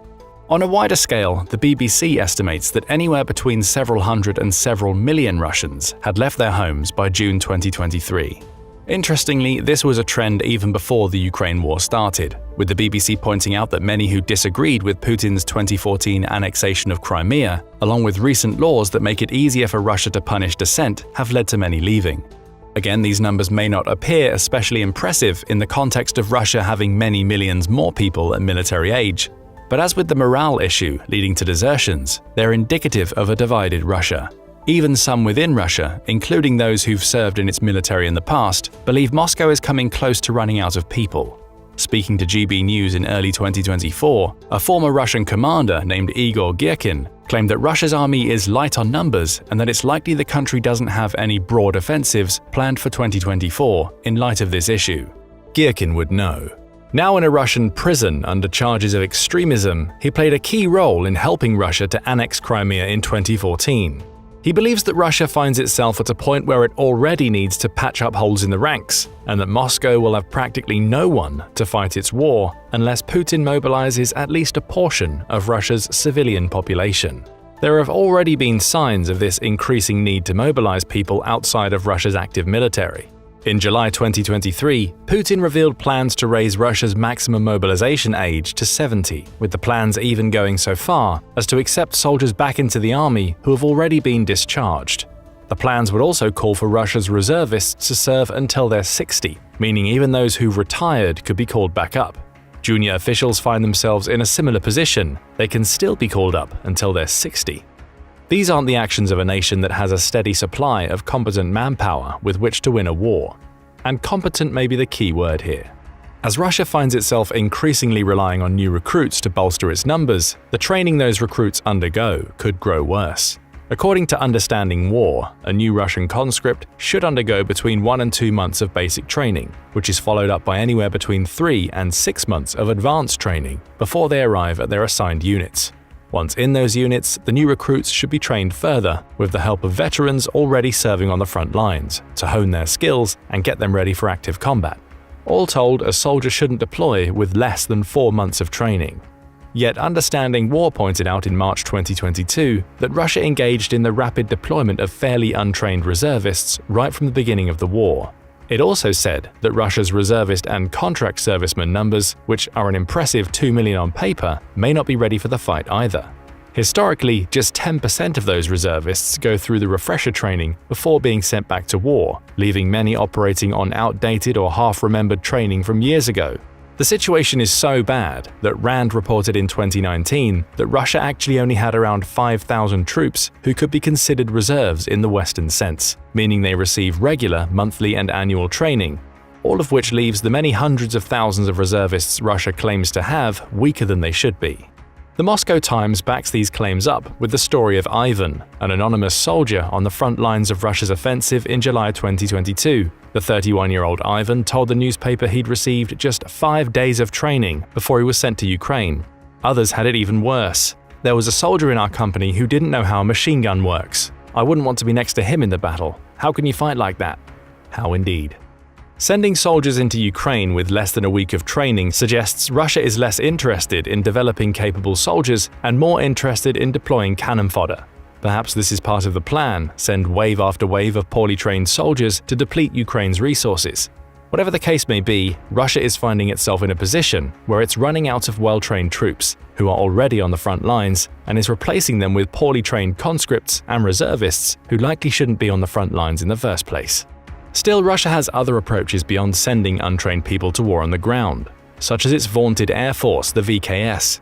Only the VKS hasn't proved even slightly effective in the war in Ukraine either, and it's on the verge of running out of planes and pilots. In a February 2024 report, the BBC repeated Ukraine's claims that it had shot down a stunning 342 Russian planes since the beginning of the war. It's taken out nearly as many helicopters, scuttling 325 choppers since February 2022. It's worth noting that these figures haven't been independently verified, and Russia hasn't commented on the supposed losses. Still, even if they're inflated, it's widely known that Russia has failed to gain aerial superiority over Ukraine, despite having a vastly larger air force. The VKS is the second largest air force in the world, according to Global Firepower, with 2,766 aircraft in a state of combat readiness. Much like we see with Russia's tanks, this would suggest Moscow is in no danger of running out of planes anytime soon. But looks can be deceiving. In a March 2024 report by RAND, the organization points out that Russia is burning through the lifespans of its fighter aircraft to the point where its total force is less than 75% of its pre-war strength. The point here is that it's not just the hundreds of planes being shot down over the skies of Ukraine that presents a problem for the VKS. It's also the overuse of old assets that were already nearing the end of their service lives. RAND's information suggests that the VKS will lose 60 aircraft to simple overuse, meaning the planes have flown beyond the flight time they were built for by the end of 2024. That's planes that aren't going to be shot down. They'll just be cycled out of the Russian inventory altogether because they can no longer be relied upon to fly. RAND also points out that Russia is only building 20 Su-30, Su-34, and Su-35s per year. This equates to it only replenishing about a third of its stock it's losing due to age. That's before you even consider the combat losses Ukraine has inflicted upon the VKS. It's also worth pointing out that a little more than half of the VKS's tactical airframes are over 30 years old. A little déjà vu might come into play here, just as with its tanks. Russia is increasingly reliant on older equipment to maintain its attacks in Ukraine. The problem the VKS has is that its planes are far more delicate than tanks in the mechanical sense. An old Soviet-era tank can keep chugging along with refurbishments and modernizations for as long as needed, assuming it isn't destroyed in combat. That's not the case for older airframes. They have a limited lifespan and become practically useless once they've reached the end of their road. RAND speculates that these lifespan issues may not affect Russia too much in Ukraine. The problem will come later. Russia will need to rebuild the VKS once the war is over. For instance, Moscow has used its older MiG-31s and Su-27s to conduct air patrols at a distance and occasionally support hypersonic missile strikes on Ukrainian territory. These older aircraft began the war with between 20% and 35% of their original airframe lives remaining, meaning they're likely going to cycle out of service long before the war ends. Where does that leave Russia in the future? The VKS will be depleted, with Russia being forced to build more and newer planes to replace the older models it's lost. That's where the sanctions issue affecting its tank production comes into play. Russia will struggle to build more planes because it can't get its hands on the materials it needs. Perhaps that's why we're seeing Moscow only requisitioning about a third of the planes it needs to replace those cycling out due to airframes hitting the end of their lifespan. Furthermore, the combined NATO forces have access to around 800 fifth-generation aircraft, and they purchase another 100 or so annually. Russia is relying on Soviet-era planes that are also going to be unable to fly, while failing to replenish the VKS with fifth-generation jets that could keep it competitive with other countries after the Ukraine war ends. And it's not just planes that present a problem to the VKS. Pilots are also an issue. That's according to Colonel Hannes Tumsalu, who's part of the reservist Estonian Defense Forces. When examining the sinking of Russia's Novichokazk warship in 2023, he pointed out that the Ukrainians apparently struck the ship with French Scalp cruise missiles launched from Su-27 jets. Given that those missiles have a range of 155 miles, Ukraine can now fire on targets from outside of Russia's aerial defense zone. But more worrying for Russia, according to Tumsalu, is the possibility that it's running out of experienced pilots. How else could you explain Russia failing to put up a defense against the missiles Ukraine used to sink the Novichokazk? Or as Tumsalu puts it, the young do not yet understand how to fight the old, experienced ones. That's an opinion shared by Yuri Inhat, a spokesperson for Ukraine's Air Force who spoke to Pravda in May 2023 to discuss the state of the VKS. He pointed out that Russia continues to train pilots, meaning it's not going to run out of people to put in planes anytime soon. In fact, it has between 100 and 150 pilots graduating from its training schools annually. The problem for the VKS is that this plays into Ukraine's hands. Inhat says he doesn't believe the VKS will run out of pilots. However, as he states, it's obvious that the quality of the Russian personnel will diminish. Russia's early aerial losses in the war not only saw it lose equipment, it also sacrificed many pilots who had combat experience in Syria. The replacements are essentially being forced to learn on the job, coming fresh out of pilot school, only to find themselves deployed into a combat situation. Perhaps that, combined with aging airframes, is why Russia has limited the use of its VKS in the war. It's running out of good planes and quality pilots to fly them. Then there's Russia's Navy. We mentioned the loss of the Novichokazk warship earlier, and that's far from the only ship Russia has lost during the war. The strangest thing about this situation is that Ukraine barely has a navy to speak of. Global Firepower says it has just 104 assets, with most of those being simple patrol boats that aren't effective in a naval battle.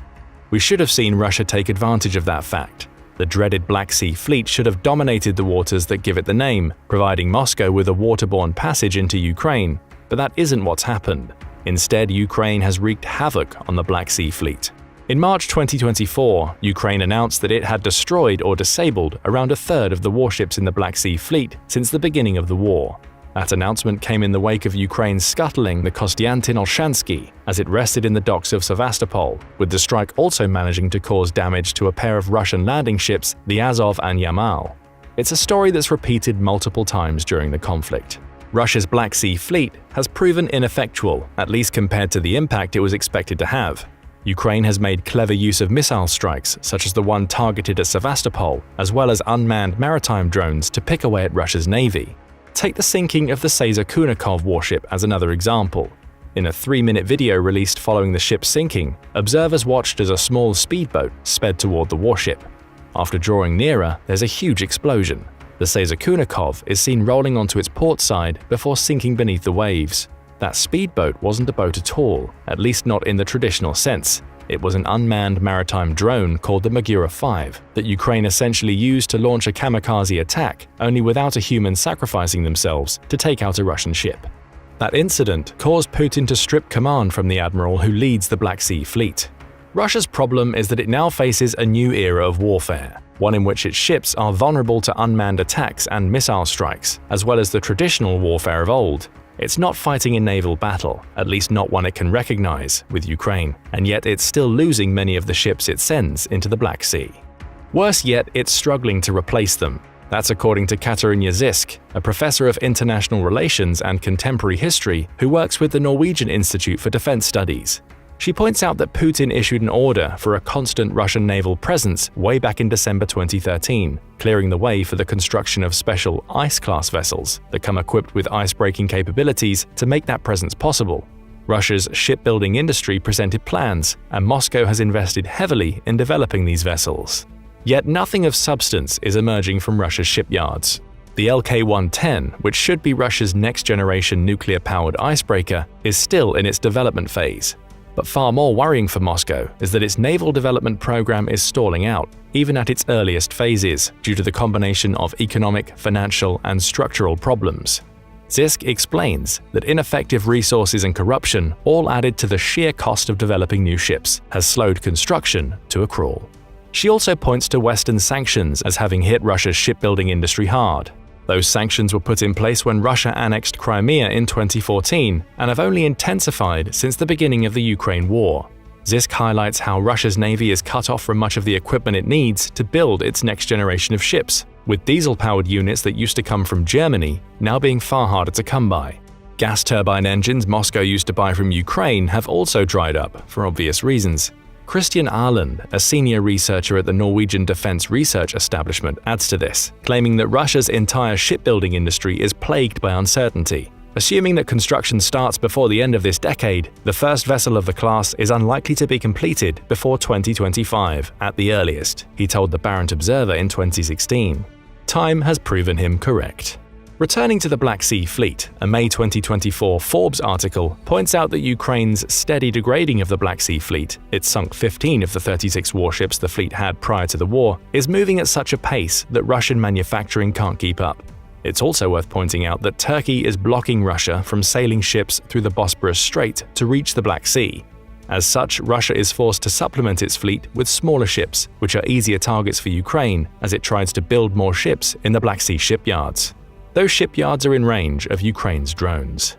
That leaves Russia in a position where it's trying to build new missile corvettes to enter the Black Sea, all while under constant threat of Ukrainian strikes during the construction phase. And even when those corvettes enter the Black Sea, they're getting sunk so fast that Moscow can't keep up. After all, you only have to look at what happened to the Cyclone, a Russian missile corvette that entered the Black Sea in July 2023. Just 10 months after entering service, that ship is now resting on the sea floor, a victim of a Ukrainian strike on Sevastopol. People, planes, ships, tanks, armored vehicles, Russia is gradually whittling down its supplies of all of them, forcing it to rely on outdated Soviet-era technology to continue its war against Ukraine. And those aren't its only problems. Even on the basic equipment level, Russia is struggling to provide for its troops on the ground. Numerous reports during the war suggest that Russia often sends troops into battle without even the most basic equipment they need to put up a fight. A January 2023 report published in Radio Free Europe offers one example. It reported on a video published on Telegram that appeared to show a little over 20 men standing in masks and camouflage gear, appealing for help. The video revealed those men were Russian soldiers, and their message was simple: "Please help us sort out our situation." In the video, one of the men says, "Our commander gave us an order not to retreat from our positions, but the commander gave us no cover and no support. We had only machine guns and all the rest of the weapons were damaged." That video highlighted the constant equipment issues Russia seems to have had in the Ukraine war. Other reports suggest Russian troops have received rations that are 7 years out of date. Again, that reliance on old equipment coming into play. And if more recent reports are to be believed, Russia faces extreme challenges in finding new equipment and materials to continue the war. That's according to a February 2024 article published by the BBC, which quoted a Western official who says that Russia's domestic ammunition production capabilities are currently insufficient for meeting the needs of the Ukraine conflict. The official goes on to claim that sanctions have hit Russia so hard that it's been forced to look for alternative means of supply, such as buying equipment from other countries to keep its war effort going, or requisitioning equipment that it's meant to be sending to other countries. The BBC reports that Russia did exactly that to India, keeping hold of equipment it was meant to be sending for use in the war. Perhaps that partially explains why India is now increasingly buying from Western suppliers. Russia's supply is drying up, and it can't get the weapons it needs from Moscow anymore. There's also Russia's artillery problem. Forbes estimates that Russia has around 2,000 howitzers stationed across the 600-mile front in Ukraine, with those howitzers firing a combined 10,000 shells daily. That comes out to around 5 shells per day, though it's likely more for the artillery that's stationed in the most critical areas of the front lines. Even at 5 rounds per day, that means the average Russian artillery barrel will last for about a year before its steel becomes too brittle. Those barrels need replacing. So Russia finds itself in a similar position as it does with so much of its equipment. Not only is it losing artillery by the shed load, one report suggests it lost 1,143 pieces to Ukraine since the war began, but the artillery it still has is degrading. That's led to Russia pulling thousands of Cold War-era towed howitzers out of storage. Those howitzers aren't being sent to the front lines. Instead, they're having their barrels stripped and repurposed to replace the worn-out barrels on Russia's current howitzers. Again, we see Russia burning through its old supplies instead of manufacturing new barrels, perhaps yet another effect of the sanctions placed against it. All of this leads us to a final question. Does Russia have enough equipment to see out the Ukraine war? The odds are that it does, assuming the war ends in the next year or two. But the more worrying thing for Russia is the state in which its military will be when the war ends. Will it still be seen as one of the world's dominant military powers, or will its army be so depleted, with sanctions making it more difficult to recover, that it'll essentially run out of what it needs to be considered a powerful nation by the war's end? Tell us what you think in the comments, and thank you for watching the video. Now go and check out why Russia's navy is in serious trouble, or click this other video instead. In 2014, the world watched in shock and disbelief as Russia illegally annexed Crimea, a peninsula in southern Ukraine. In 2022, the unthinkable once again became reality as the Russian forces launched a massive invasion of Ukraine. However, since this devastating invasion started, Ukraine vowed to do one thing: take Crimea back. And in 2024, a decade after the unlawful annexation, it seems that Ukraine is closer than ever to making good on its promise. The Ukrainian drones have been wreaking havoc in the Black Sea. The country managed to deal a few decisive blows to the militarily superior Russia, crippling its capabilities in the region, and the Russian naval forces have all but abandoned Crimea, with reports of only a lone warship remaining in the area, a stark contrast to the once heavily fortified Russian presence. So is this it? Has the siege of Crimea begun? And more importantly, can Ukraine sustain this momentum and finally reclaim its rightful territory? Keep watching to find out. There's no doubt about it, history is unfolding before our very eyes in Crimea. But to understand why this region has been a flashpoint for conflict, we must delve into its complex past and geopolitical significance first. Believe it or not, Russians and Ukrainians aren't the first nations to fight over Crimea. Throughout history, the region was contested by the likes of the ancient Greeks, Romans, Turks, and Mongols. But why? Two reasons: strategic location and abundant resources. You see, Crimea's position on the Black Sea and its access to important trade routes made it a valuable prize to empires throughout history. However, one empire that particularly valued Crimea was the Russian Empire. This peninsula was nothing short of a crown jewel for several czars. It all began in 1783, when the Russian Empire annexed Crimea from the Crimean Khanate. Apparently, annexation has always been Russia's favorite hobby. Crimea remained a crucial part of the Russian Empire and later the Soviet Union, but not without a fair share of challenges and conflicts. During World War II, the Nazis invaded the Crimean Peninsula as part of Operation Barbarossa, the German invasion of the Soviet Union. The Soviet defenders, including many Crimean Tatars, put up a fierce resistance, but they were eventually overwhelmed and the region fell under German occupation. So how did the Soviet dictator Joseph Stalin thank Tatars for their brave efforts and sacrifices during the invasion? By accusing them of collaborating with the Nazis. Not even a week after recapturing Crimea on May 12, 1944, Stalin deported Crimean Tatars, all 200,000 of them, to Central Asia in what is remembered as one of the most ruthless and fastest total ethnic cleansings of the 20th century.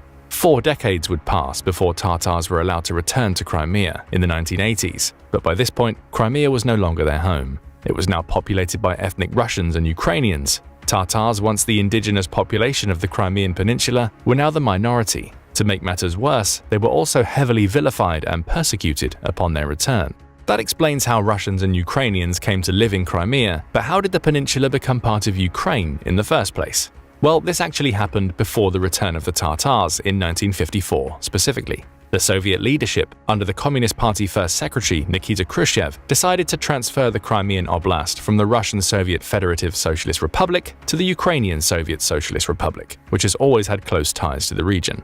Of course, at that time, this transfer was largely symbolic, as Ukraine and Russia were part of the same country, the Soviet Union. This decision was made to commemorate the 300th anniversary of the Treaty of Pereyaslav, which was seen as the foundation of the unity between Ukraine and Russia. Unity that's now long gone and that saw its first major rupture in 1991. It was that year that Ukraine officially became independent. However, most of the Crimean population wasn't happy about this independence. After all, roughly 75% of this population was comprised of Russians loyal to Moscow. And let's not forget, Russia's Black Sea Fleet was stationed in Sevastopol, Crimea's largest city. So Crimea was granted the status of an autonomous republic on January 20, 1991. However, this status only lasted for 4 years before being forcibly abolished by Ukraine in 1995. Since then, Crimea has been decidedly under Ukrainian authority. As we now know, this also had an expiration date, but we aren't there yet. For now, let's expand on why Crimea matters to both Russia and Ukraine, so much so that some experts believe that the side that controls Crimea will eventually win the ongoing Russo-Ukrainian war. Let's start with Russia. Crimea has huge strategic value to this country for several reasons. Arguably, the most critical among these reasons is the access to the Russian naval base at Sevastopol. Russia's naval armada stationed there, the Black Sea Fleet, is a formidable force of about 25,000 mariners and 39 warships. Additionally, Russia wants Crimea for its favorable geographical position. Thanks to this peninsula, the country gains access to various sea routes in the Atlantic and Indian Oceans. There's also an important economic reason behind wanting Crimea so badly. The region is rich in natural resources, including abundant oil and gas reserves. While Crimea was under Ukraine's control, Russia saw less and less energy imports from the region. Of course, after annexing the peninsula, this all changed, allowing Russia to boost its energy security. So we have strong strategic, geographic, and economic reasons behind Russia's desire to control Crimea. But there's one more reason: politics. As we slowly turn toward Crimea's ultimate fate, let's take an important stop at 2014, the year of the annexation by Russia. At that time, Russia's President Vladimir Putin saw that the West was increasingly expressing interest in Ukraine. In his mind, he had to make this possibility of establishing stronger ties significantly less attractive to the Western powers. He also had to send a message loud and clear: Russia won't tolerate any further encroachment on its sphere of influence. On February 27, 2014, masked Russian special forces with no uniform insignia and armed to the teeth began to occupy Crimea. The soldiers, dubbed the Little Green Men due to their unmarked green uniforms, started by seizing several strategic sites, including important military bases and the airport. Then the Russian troops occupied Crimea's parliament, dismissed its government, and installed a pro-Russian one.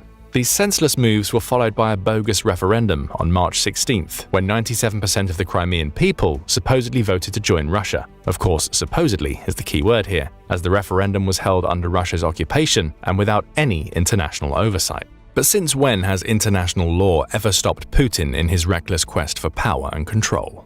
So the very next day, on March 17, 2024, Crimea's authorities declared independence and requested to join Russia. On March 21st, Putin approved this questionable request, officially making Crimea part of Russia. This action greatly improved Putin's popularity, at least among the Russians. After the 2014 annexation, Putin experienced a massive surge in popularity and support within Russia. His approval rating soared to 86%, almost reaching the record-high 88% he enjoyed after Russia's brief war with Georgia. Naturally, the Ukrainians had no similar sentiment toward Putin and Russia. After all, Crimea is a symbol of national pride and identity for the Ukrainian people, so it shouldn't be surprising that the liberation of Crimea is among the few issues virtually all Ukrainians can agree on. Despite all the hardships they've been through, as many as 80% of Ukrainians aren't agreeable to any territorial concessions, even if this means the war on its soil rages on. However, Crimea's liberation is much more than just a matter of national pride. With the peninsula under Russia's control, Ukraine will never truly be safe. But let's face it, neither will the entire region. If Russia keeps viewing the Black Sea as its personal backyard, the region can easily become a hotspot for further conflict and instability. The country's run-ins with Turkey in the Black Sea might just be the beginning. Though no shots were fired during Russia's annexation of Crimea, this event unofficially started the Russo-Ukrainian War. The annexation and the lack of punishment for Putin also undoubtedly paved the way for the 2022 invasion of Ukraine, which has so far claimed the lives of over 30,000 Ukrainian soldiers. And that's just the Ukrainian estimate. According to some US estimates, this figure is much higher, with over 70,000 soldiers dead and many more injured. Now, we won't delve into the early days of the 2022 invasion, as Crimea would only become a focal point later on. Though to be fair, the issue of Crimea has been part of every single round of peace talks between Russia and Ukraine. During these peace talks, one thing has become abundantly clear: no side is willing to make any concessions regarding this region. In the words of Ukrainian President Volodymyr Zelensky, the Russo-Ukrainian War began with Crimea and it will end with Crimea. But what are Zelensky and Ukraine doing to ensure this war and the issue of Crimea ends in their favor? They've seemingly started the siege of Crimea, that's what. By now, you know the drill. We can't just jump straight into the current state of Crimea without first touching on Ukraine's biggest victories in the region. First up, the July 2023 Crimean Bridge explosion. The 12-mile bridge, also known as the Kerch Strait Bridge or simply Kerch Bridge, links the Crimean Peninsula to the Russian mainland. As such, it serves as a vital supply line for Russia's war effort, or at least it did. However, this isn't the only reason the Crimean Bridge is so significant. You see, this $3.7 billion bridge was only built after the annexation of Crimea. As such, it's nothing more than a physical expression of Putin's twisted desire to bind Ukraine to Russia forever. The July 2023 attack on the bridge and everything it stands for was conducted as a joint operation of the Security Service of Ukraine, the SBU, and the country's naval forces. It was carried out by naval drones in 2 separate strikes some 15 minutes apart, which blew up a part of the bridge. Interestingly, drones were behind many other Ukrainian victories in Crimea, and their range of successful targets is nothing short of extraordinary. The Black Sea Fleet headquarters in Sevastopol, airfields, railways and roads, all of this without a traditional manned navy. And it doesn't stop there. Ukrainian drones have also targeted Russian naval vessels, making many of them flee to Russian ports hundreds of miles away. There are also reports that the Ukrainian military managed to take out a Russian warship using marine drones in an overnight attack in February 2024. 6 drones were reportedly involved in the attack, each able to carry over 600 pounds of explosive. Though Russia hasn't said anything about the attack, there's a video clearly showing an Ivanovets missile boat rolling to its stern and sinking after multiple hits to its hull. These and similar attacks are accomplishing one thing: completely changing the dynamics in the Black Sea. Now, Ukraine is in charge and Russia can no longer conduct exercises in the Black Sea safely. This drastic shift is also the reason why many experts believe the siege of Crimea has truly begun. Let's briefly recap how this siege is playing out.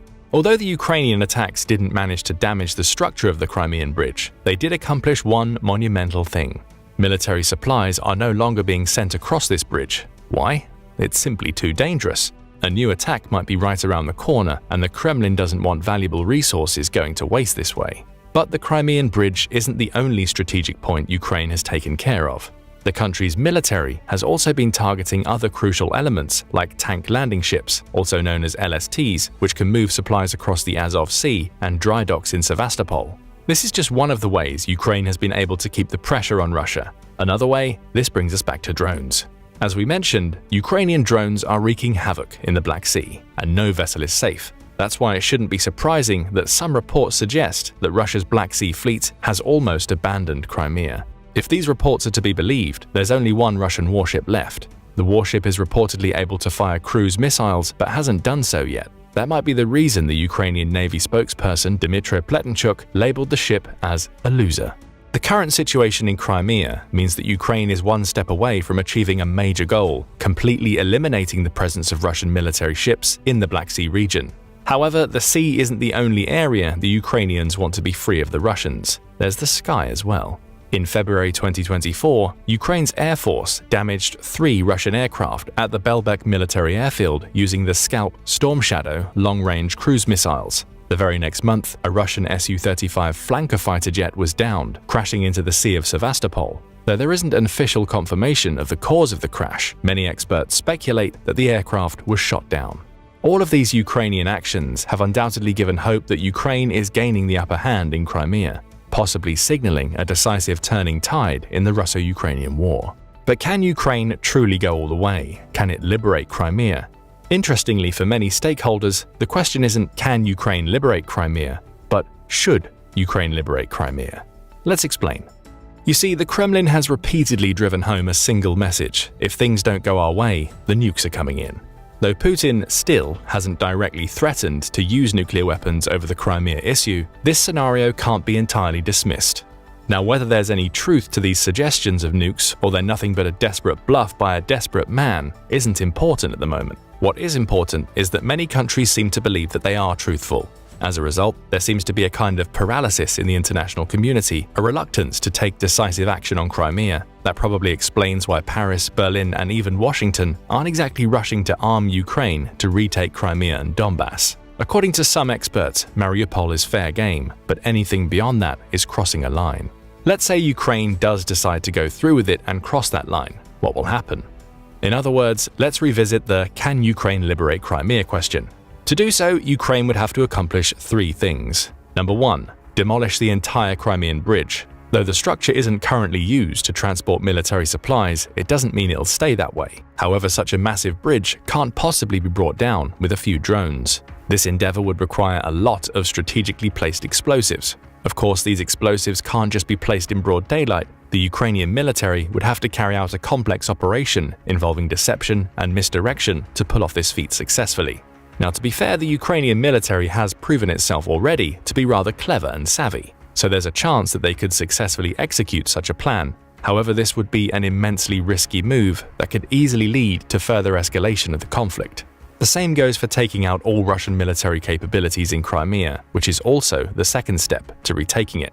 Now, this video might have highlighted recent Ukrainian wins in Crimea, but this doesn't mean Russia hasn't had any. The sad reality is that Russia is simply superior to Ukraine military-wise, and it's demonstrated so on several occasions. And let's not forget that Russia has one of the strongest navies in the world, often topping the list of the highest number of naval vessels such as submarines, frigates, and destroyers. So even if Ukraine manages to drive away the remaining ships from Crimea, who's to say they won't come back next time with a few friends?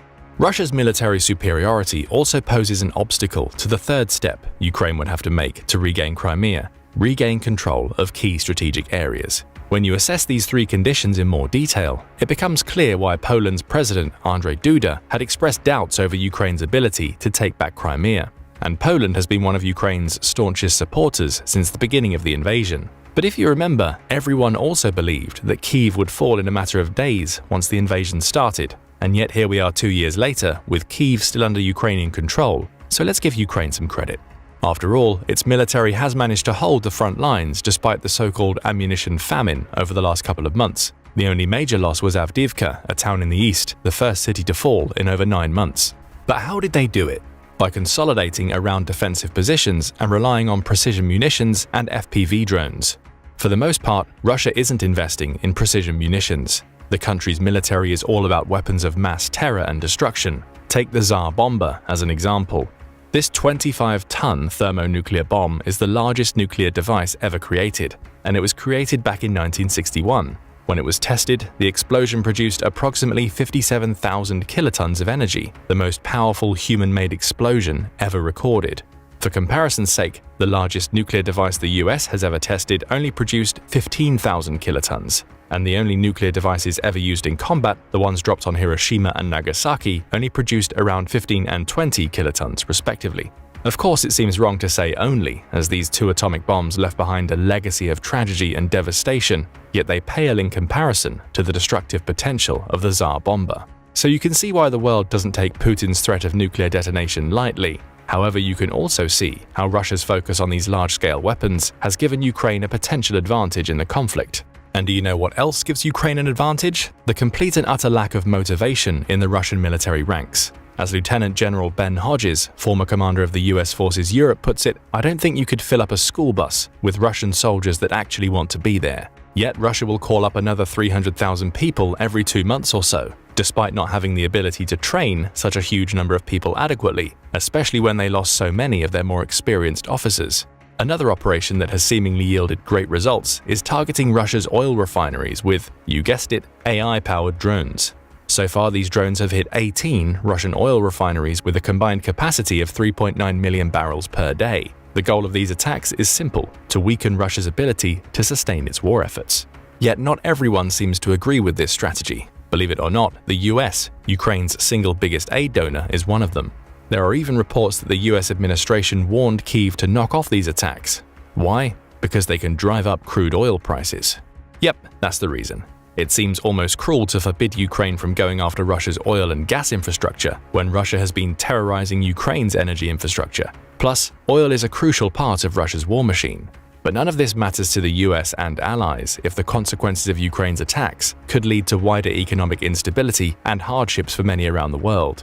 Some speculate that these attacks are also the reason Jake Sullivan, the US National Security Advisor, rushed to Kyiv in March 2024. Sure, this covert visit was done under the guise of reaffirming the United States' unwavering commitment to Ukraine in its self-defense against Russia's brutal invasion. However, considering that this visit was unannounced and came in the wake of Ukraine's oil refinery hits, it's easy to put 2 and 2 together. As far as Ukraine is concerned, oil refineries are absolutely legitimate targets. As Ukraine's Deputy Prime Minister Ola Stefanishyna put it, Ukraine is simply defending its country to the best of its abilities. So where does this all leave us in regard to Crimea? Well, there are three major currents regarding how the Crimea issue will be resolved. The first concludes that Russia will not relinquish Crimea under any circumstances, even if it has to usher in a new era of nuclear conflict. The second believes that Russia can be defeated and even driven from Crimea. However, this option depends on how well Ukraine will be supplied with Western weaponry in the coming months. If all goes according to plan, Ukraine should have a shot at achieving its final military goals in 2025. This means that for now, the country should eat away at Russia's defenses quietly yet diligently, as no good can come from over-the-top moves. And the last current sees the Cyprus solution as the only viable option for Crimea. But what is the Cyprus solution, and how could it apply to Crimea? Well, Cyprus, an island in the eastern Mediterranean, has been divided since 1974 into the internationally recognized Republic of Cyprus, predominantly inhabited by Greek Cypriots, and the self-declared Turkish Republic of Northern Cyprus, recognized only by Turkey. In the context of Crimea, the Cyprus solution could imply a simpler scenario where Crimea remains under de facto Russian control but is recognized internationally as part of Ukraine. The idea is to find a compromise that satisfies both Ukraine's sovereignty and the interests of the Russian-speaking population in Crimea, while also reducing tensions and avoiding further conflict. If the war was to end this way, Ukraine would retain its independence, over 80% of its legal territory, and its freedom to develop as a Western democracy. Though this wouldn't be a complete victory, it would surely be a victory. But what do you think? Which of these scenarios is the most likely to happen? Or do you have another scenario in mind? Let us know in the comments section below. Now go and check out why Russia's Navy is in serious trouble, or click this other video instead. Question: what do coral reefs and much of the Russian Black Sea Fleet have in common? Answer: they're both endangered species and, increasingly, make for breathtaking underwater tourist attractions. Sure, maybe it's low-hanging fruit, but all jokes aside, Russia only has itself to blame for the current state of its once impressive navy, which most people, Putin included, thought would steamroll Ukraine when they invaded their neighbor in 2022. Ukraine, after all, did not technically even have a navy in the strict sense of the word. First impressions, however, can be deceiving. Over the last 2 years, Russia has managed to lose a combined total of approximately 16 ships and submarines, including the crown jewel of its Black Sea Fleet, the Slava-class cruiser Moskva, sunk by a pair of land-based Neptune anti-ship missiles. These are incredibly steep losses for an alleged great power, especially when you consider that most of the others were sunk by Ukrainian-designed, unmanned maritime drones packed to the rafters with explosives. These ingenious and relatively cheap systems, about $250,000 a pop, have become symbolic of Ukraine's technological savviness and innovative approach to naval warfare. Their asymmetric campaign has resulted in Russia's transformation from the indisputable maritime power in the Black Sea, on paper at least, to being pinned back into the eastern portion and unable to exert sea control over the region. Ordinarily, a military power with as much money, means, and manpower as Russia would double down on the omnipresent threat to its expensive naval assets. If the United States Navy were tasked with defending the Black Sea, it's easy to envision the strategy it would employ. One of its 11 carrier strike groups would almost undoubtedly be deployed to the region, which consists of an aircraft carrier, 2 guided missile cruisers for air defense, 2 LAMPS-capable warships for anti-submarine and surface warfare, and a pair of anti-submarine destroyers or frigates. The fleet would largely be insulated from traditional and hypersonic missile threats with robust and advanced cooperative engagement capabilities, DEW technology, and long-range interceptor missile technology. With enough support ships supplying munitions, fuel, and other supplies, carrier combat aircraft could conduct electronic warfare, hunt for enemy drones, and engage the bases from which they are launched almost indefinitely until the threat was entirely neutralized.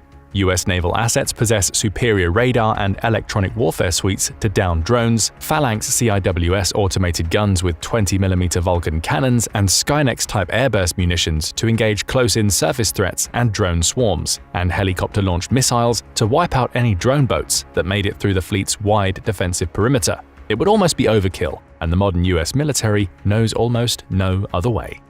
So, why doesn't Russia follow suit? Why not deploy its own aircraft carrier to the Black Sea to help neutralize the Ukrainian maritime fleet of what, in essence, amounts to a bunch of plastic water skis with a GoPro, smartphone, and a big boomstick attached to it? The answer is that it can't. The Russian carrier, known as the Admiral Flotta Sovetskogo Soyuza Kuznetsov, or Admiral Kuznetsov for short, has been undergoing a series of refittings and repairs that have relegated it to dry dock for the past few years. Though it was rumored to be ready to re-enter service by the end of 2024, experts are now wondering whether the carrier will ever sail again. Whatever its future, the vessel won't find itself anywhere near the Black Sea Fleet, or any Russian fleet for that matter, in the near or foreseeable future. Today, we're going to talk about why. If you want to measure a nation's true global power, it's often said that the best way is to look at its navy. But why?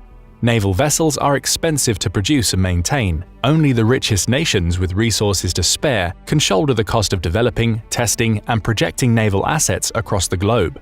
As the most expensive and complex naval vessel, the modern aircraft carrier is, for good reason, almost universally viewed as the pinnacle of naval power. Those who have them can bring their bombs to bear in almost any corner of the world. Those that don't are forever doomed to the perennial role of a regional power. The history of Russia suggests that it should be at least on par with some of the world's most powerful nations at sea today. Of all Russia's service branches, the Soviet Navy was the fastest to expand after World War II. It had 421 ships of 8 different types, although these figures may be considerably larger. Its submarine fleet was world-renowned, and commensurate with its newfound status as a global power, the Soviets started to employ their navy much like the United States, to project power not just in their own geopolitical neighborhood, but around the world. From the Baltic to the Black Sea and the Arctic to the Pacific, Soviet vessels could be found performing anti-submarine, anti-ship, and anti-aircraft operations throughout the Cold War. The Soviets owed much of their post-1945 naval renaissance to the reforms of one man, Admiral Nikolai Kuznetsov, who argued for specialized missile-armed ships and submarines instead of more traditional battleships and heavy cruisers, well ahead of his time. With the seizure of East German shipyards, laboratories, and industries in 1945, Kuznetsov started to turn his vision into reality.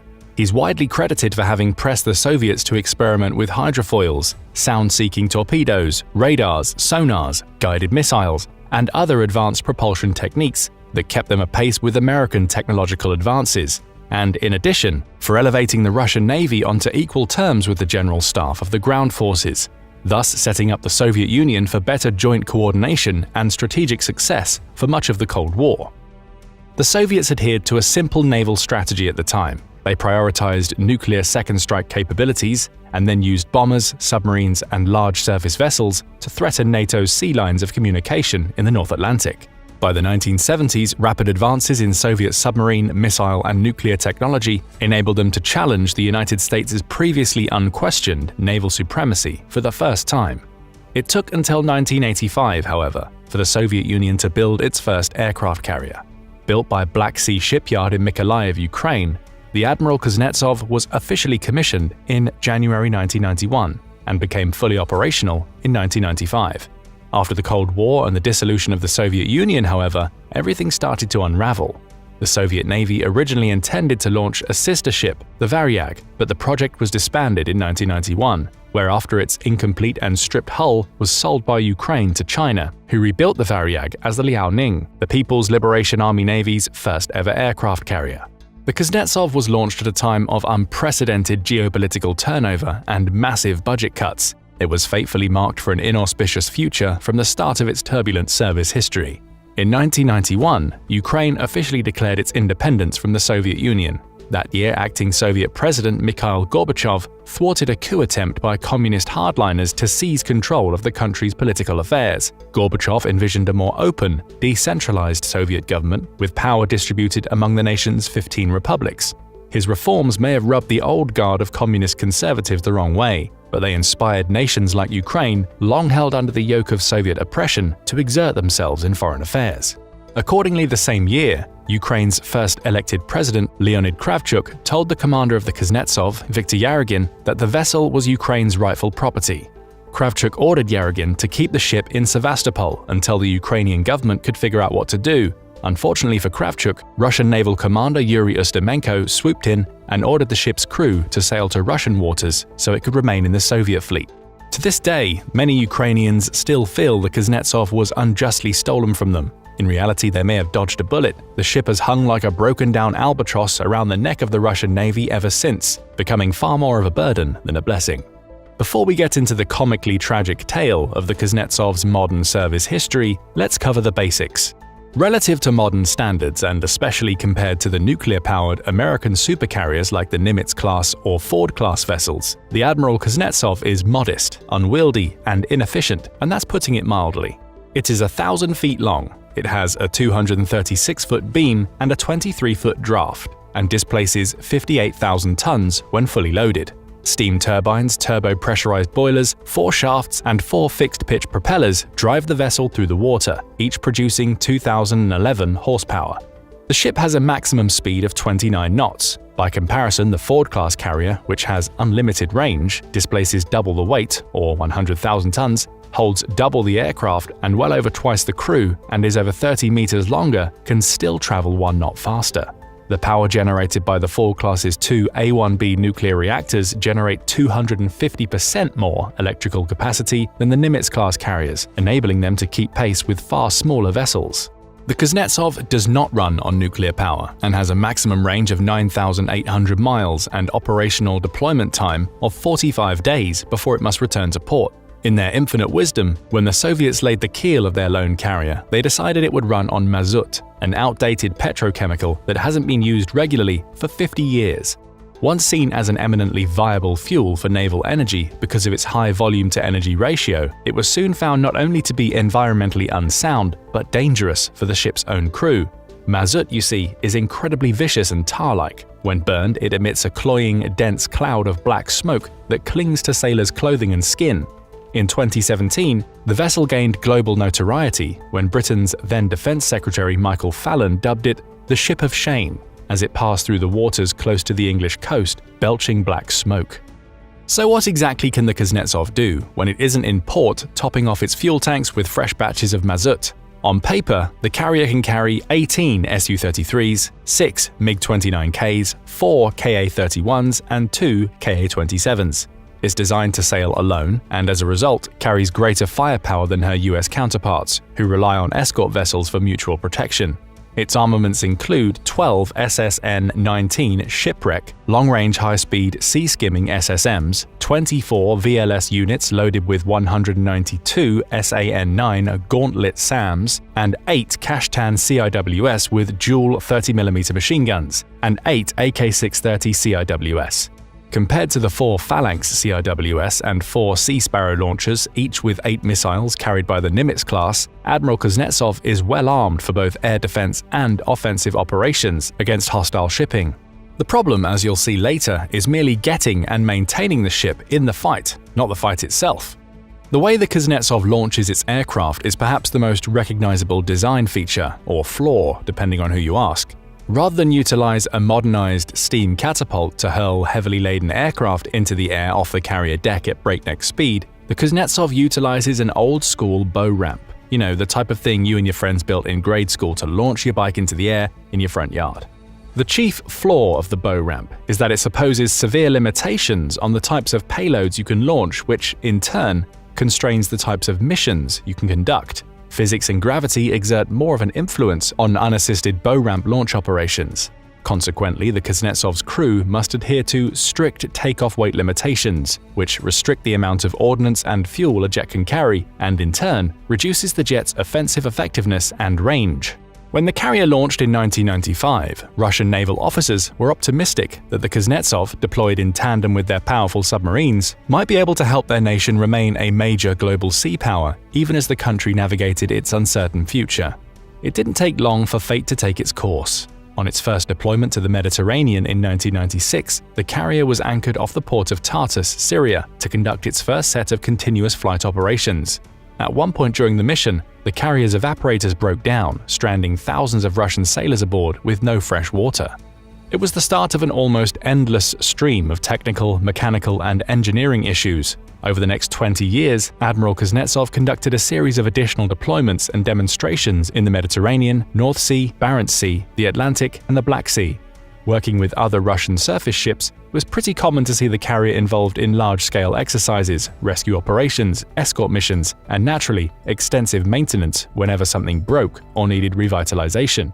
In 2005, one of the carrier's Su-33 aircraft accidentally fell off the back into the Atlantic. one of the first indicators of the vessel's accident-prone reputation. 4 years later, a short circuit sparked a small fire aboard the ship while it was anchored off the Turkish coast.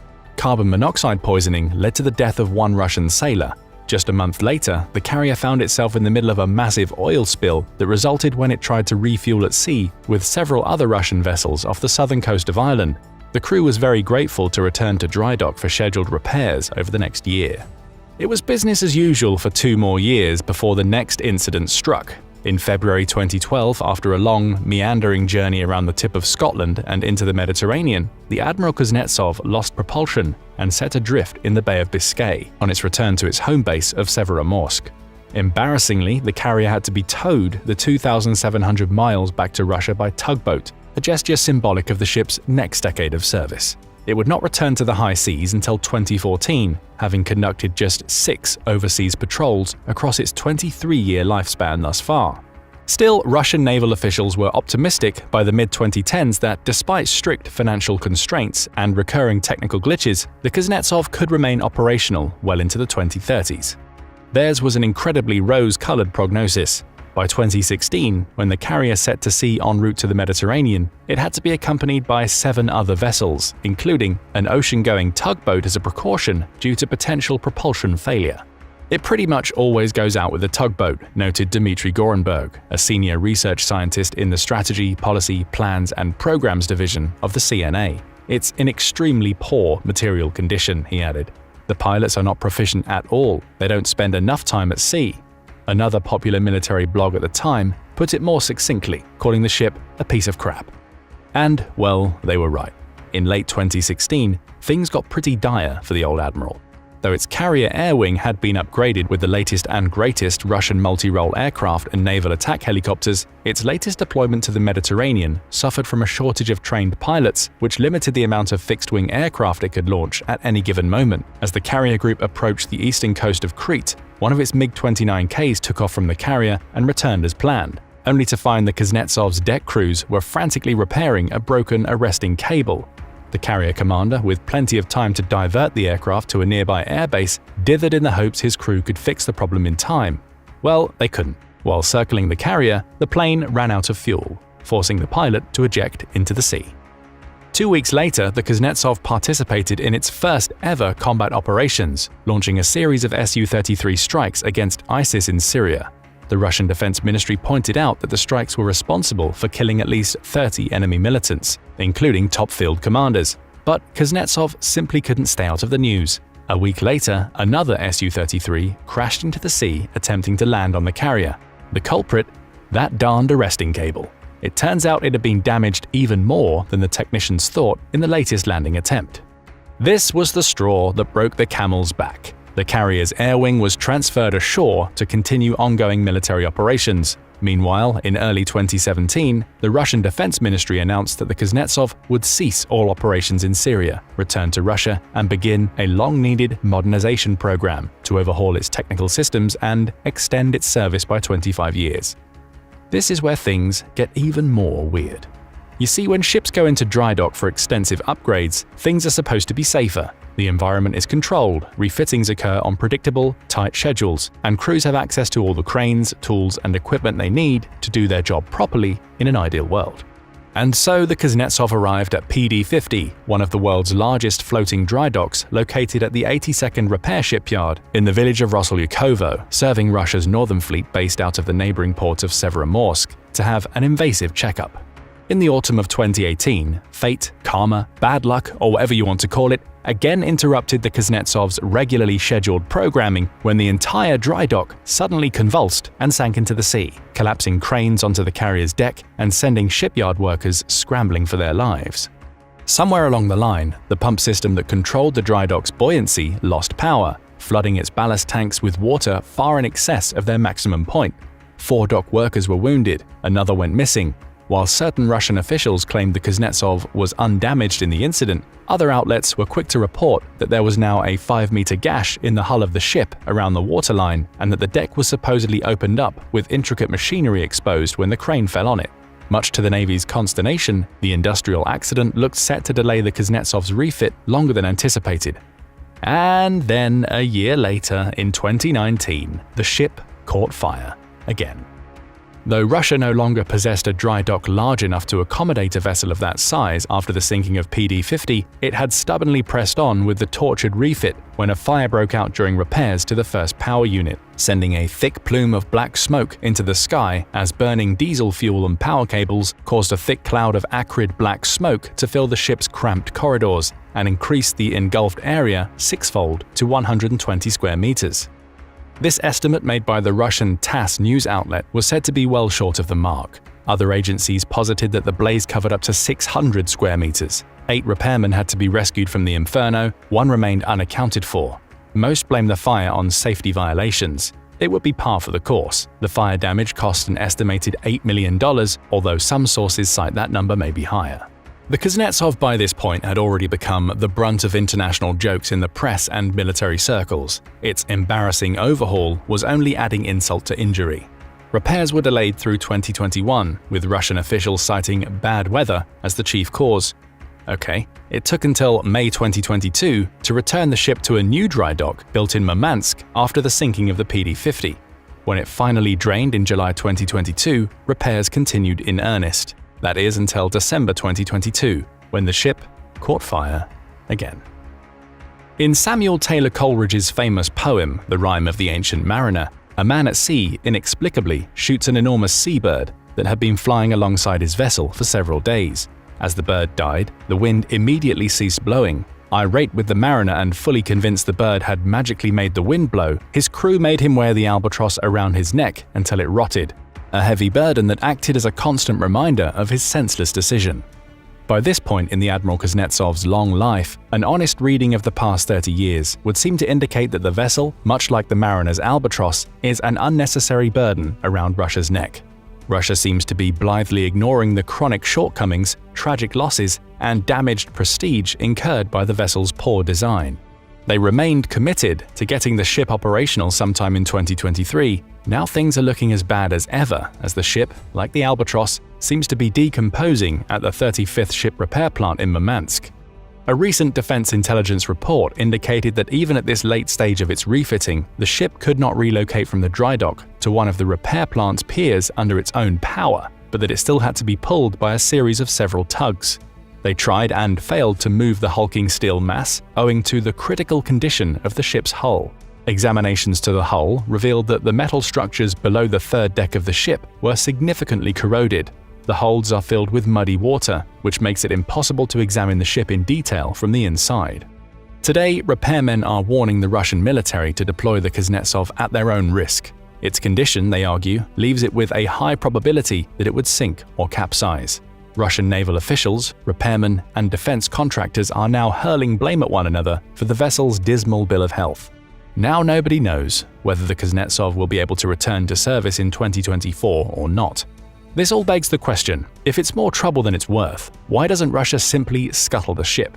It all goes back to the way Russia hopes the world perceives it as a global and not a regional naval power. For decades, Russia has been in the process of modernizing its surface fleet with larger numbers of smaller, technologically advanced vessels. Yet it has doggedly clung to many of its older, larger units, vestiges of the Soviet era when it was truly on the brink of becoming a major sea power.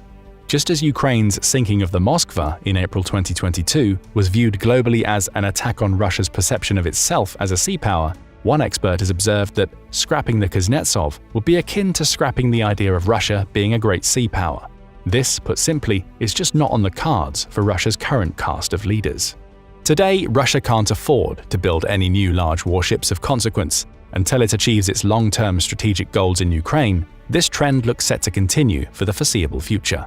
In the interim, the Russian Navy will be forced to maintain and modernize its current fleet, so even though its lone carrier is prone to spontaneous combustion, puts its crew in undue danger, remains reliant on external tugs for propulsion, and occasionally forces its pilots to eject at sea, it is and will remain the golden child of the Russian fleet until its leaders see the writing on the wall.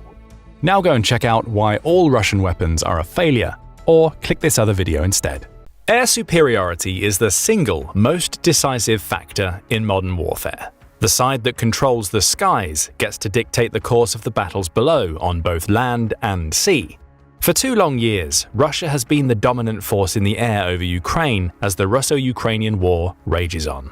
But Ukraine might soon be able to tilt the balance in its favor and reclaim the skies from the grip of its oppressor, all thanks to a single weapon system, the F-16 Fighting Falcon. The imminent arrival of the F-16 fighter jets to Ukraine promises to be a game-changer in the conflict, but only if Ukraine plays its cards right. Now, what do we mean by that? Stick around to find out. First, let's discuss why Ukraine needs the F-16 fighter jets in the first place. The answer is simple. As things stand, Ukraine has a modest air fighting force at best. This force is primarily made up of Soviet-era equipment that includes the Sukhoi Su-27 and the Mikoyan MiG-29 twin-engine fighter aircraft. Though these aircraft can be a formidable adversary in the right hands, as Ukraine has already proven, they simply lack the advanced capabilities a modern battlefield demands. To make matters worse, Ukraine's already lackluster air force has been severely depleted since Russia invaded the country on February 24, 2022. According to some estimates, Ukraine has lost over 300 total aircraft during this period, unmanned aerial vehicles included. Ukrainian officials have also acknowledged the difficulties in repairing and replacing the damaged aircraft. In a twisted turn of events, the only country that produces the spare parts for Ukraine's damaged Soviet-era aircraft is Russia, the very same country that damaged those aircraft in the first place. This dependency has severely hampered Ukraine's ability to maintain its air force and has highlighted the urgent need for modernization and diversification of its military assets. That's where the Western-made F-16s come into play. But why F-16s in particular?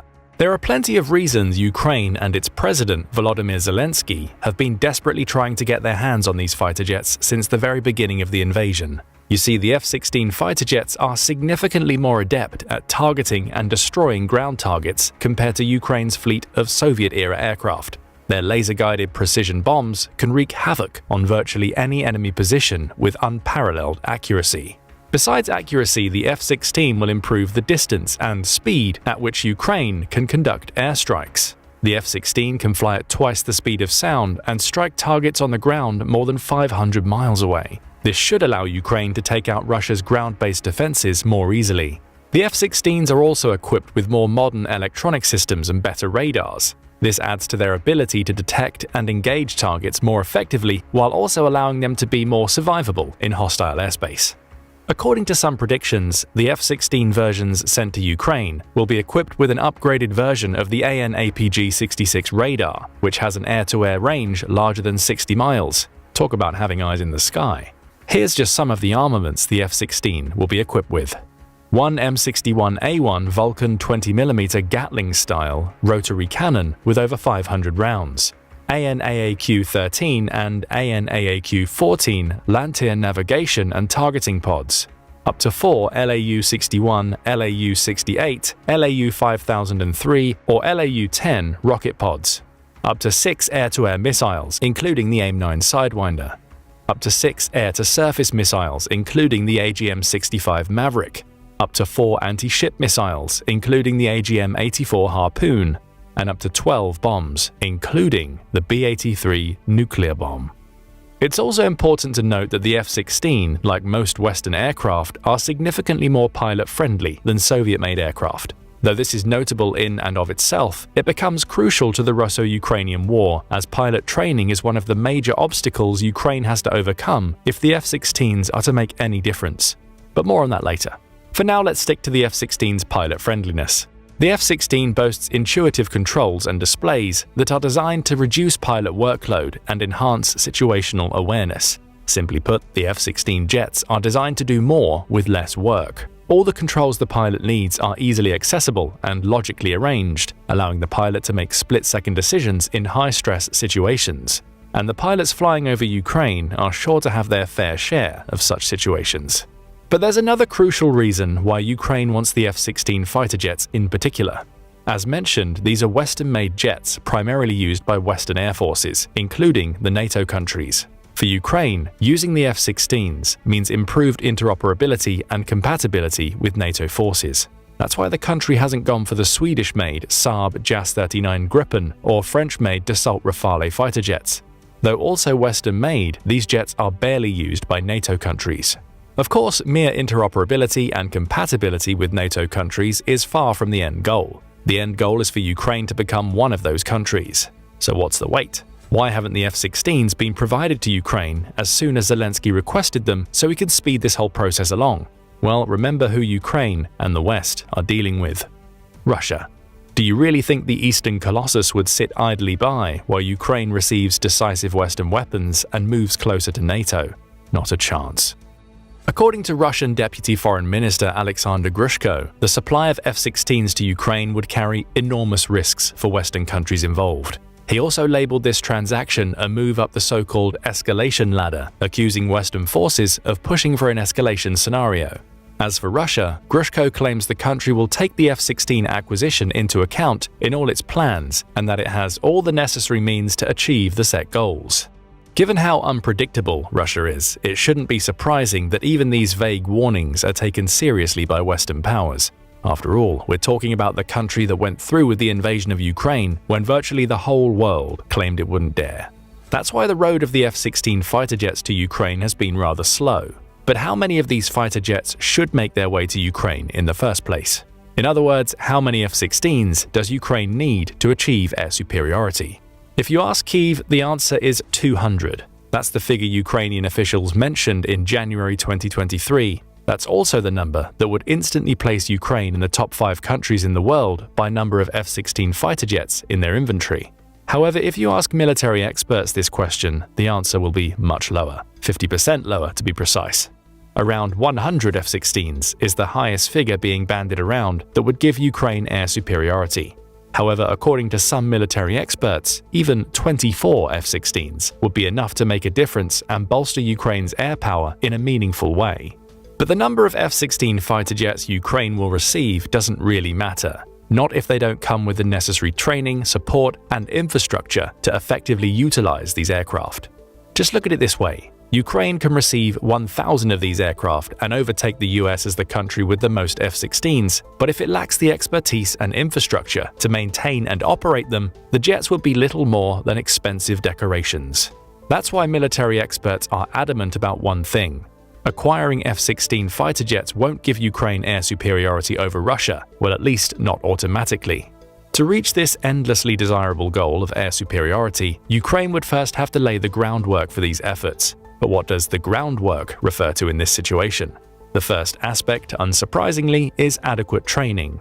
When discussing how many F-16s Ukraine would need to make a difference, a former British Royal Air Force officer said the country would need dozens of competently operated F-16s. Of course, competently operated is the key phrase here, as you can't expect Ukrainian pilots just to hop in the F-16 jets and conquer the skies above.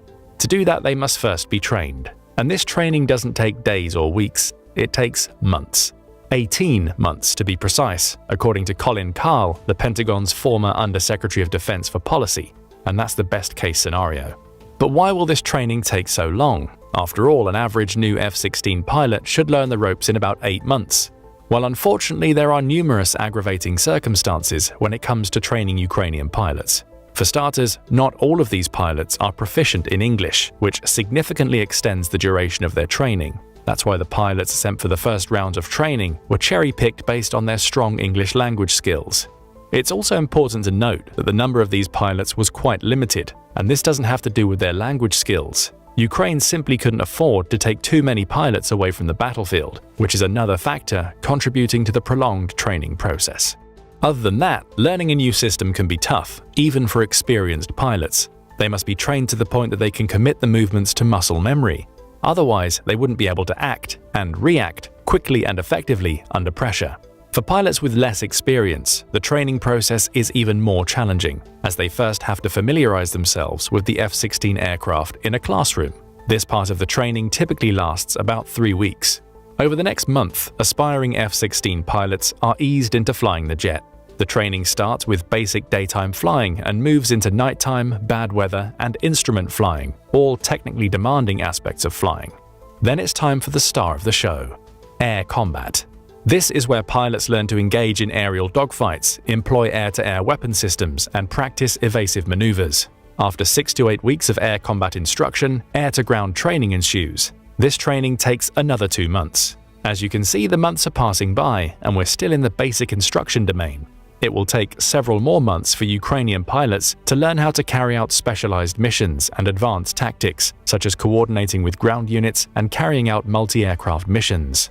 Given how complex this training is, it was of vital importance for it to start as early as possible, and luckily, it did. The list of countries pledging to train or already training Ukrainian pilots includes Poland, the US, the UK, Denmark, and the Netherlands. According to reports, the 12 pilots undergoing training in the US are expected to complete their program by May 2024, marking the earliest completion date in the ongoing Ukrainian training initiatives. In contrast, most pilots trained in Europe are not expected to finish until late 2024, despite 10 pilots recently completing their training in the UK. There are also 6 advanced pilots trained in Denmark that could be ready much earlier. But pilots aren't the only personnel trained. Ukrainian ground crews must also learn how to service the aircraft. After all, an average F-16 jet is only flyable 25 to 50% of the time. In the meantime, it's being serviced. According to some estimates, each F-16 needs about 20 maintenance hours between flights, which explains the need for a well-trained ground crew to keep the jets operational and mission-ready. Also, a huge part of laying the groundwork doesn't even have to do with people. It has to do with, well, the ground. You see, F-16s require smoother runways, centralized bases, and other specialized infrastructure to operate seamlessly. This means that Ukraine has to resurface its existing runways and consolidate bases to accommodate these aircraft. Now, this is a challenging task itself. However, it becomes nearly impossible when you consider it must be carried out without attracting Russia's attention. Russia's unwanted vigilance is another major obstacle to operating the F-16s successfully. At present, Ukraine can only use dispersed airfields and makeshift runways to fly its Soviet-era aircraft. If consolidated F-16 bases were to be used, they would become the primary targets of Russian airstrikes. This leads us to another vital aspect of laying the groundwork for F-16 jets in Ukraine, establishing sufficient air defense systems to protect the F-16 bases. And every defense system dedicated to these bases is a system drawn away from the Ukrainian front lines, which increases the risk of Russian advances in other areas. To make matters worse, defense isn't the only thing Ukraine must consider when it comes to the F-16 jets. The offense is no walk in the park either. You see, most of the Ukrainian existing weapons come from the Soviet era. This means that they can't be fitted on a Western-made aircraft like the F-16.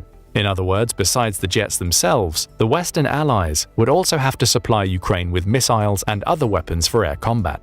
Fortunately, this process is also underway, with the US supplying Ukraine with the AGM-88 high-speed anti-radiation missiles, HARM, as early as 2022. When fitted on an F-16, these missiles can target and destroy enemy radar installations, helping to suppress enemy air defenses and clear the way for other aircraft. Of course, these missiles are just the beginning. Ukraine also needs advanced air-to-air and air-to-ground missiles, precision-guided munitions, and other modern weapon systems that enhance the F-16's capabilities in various mission scenarios.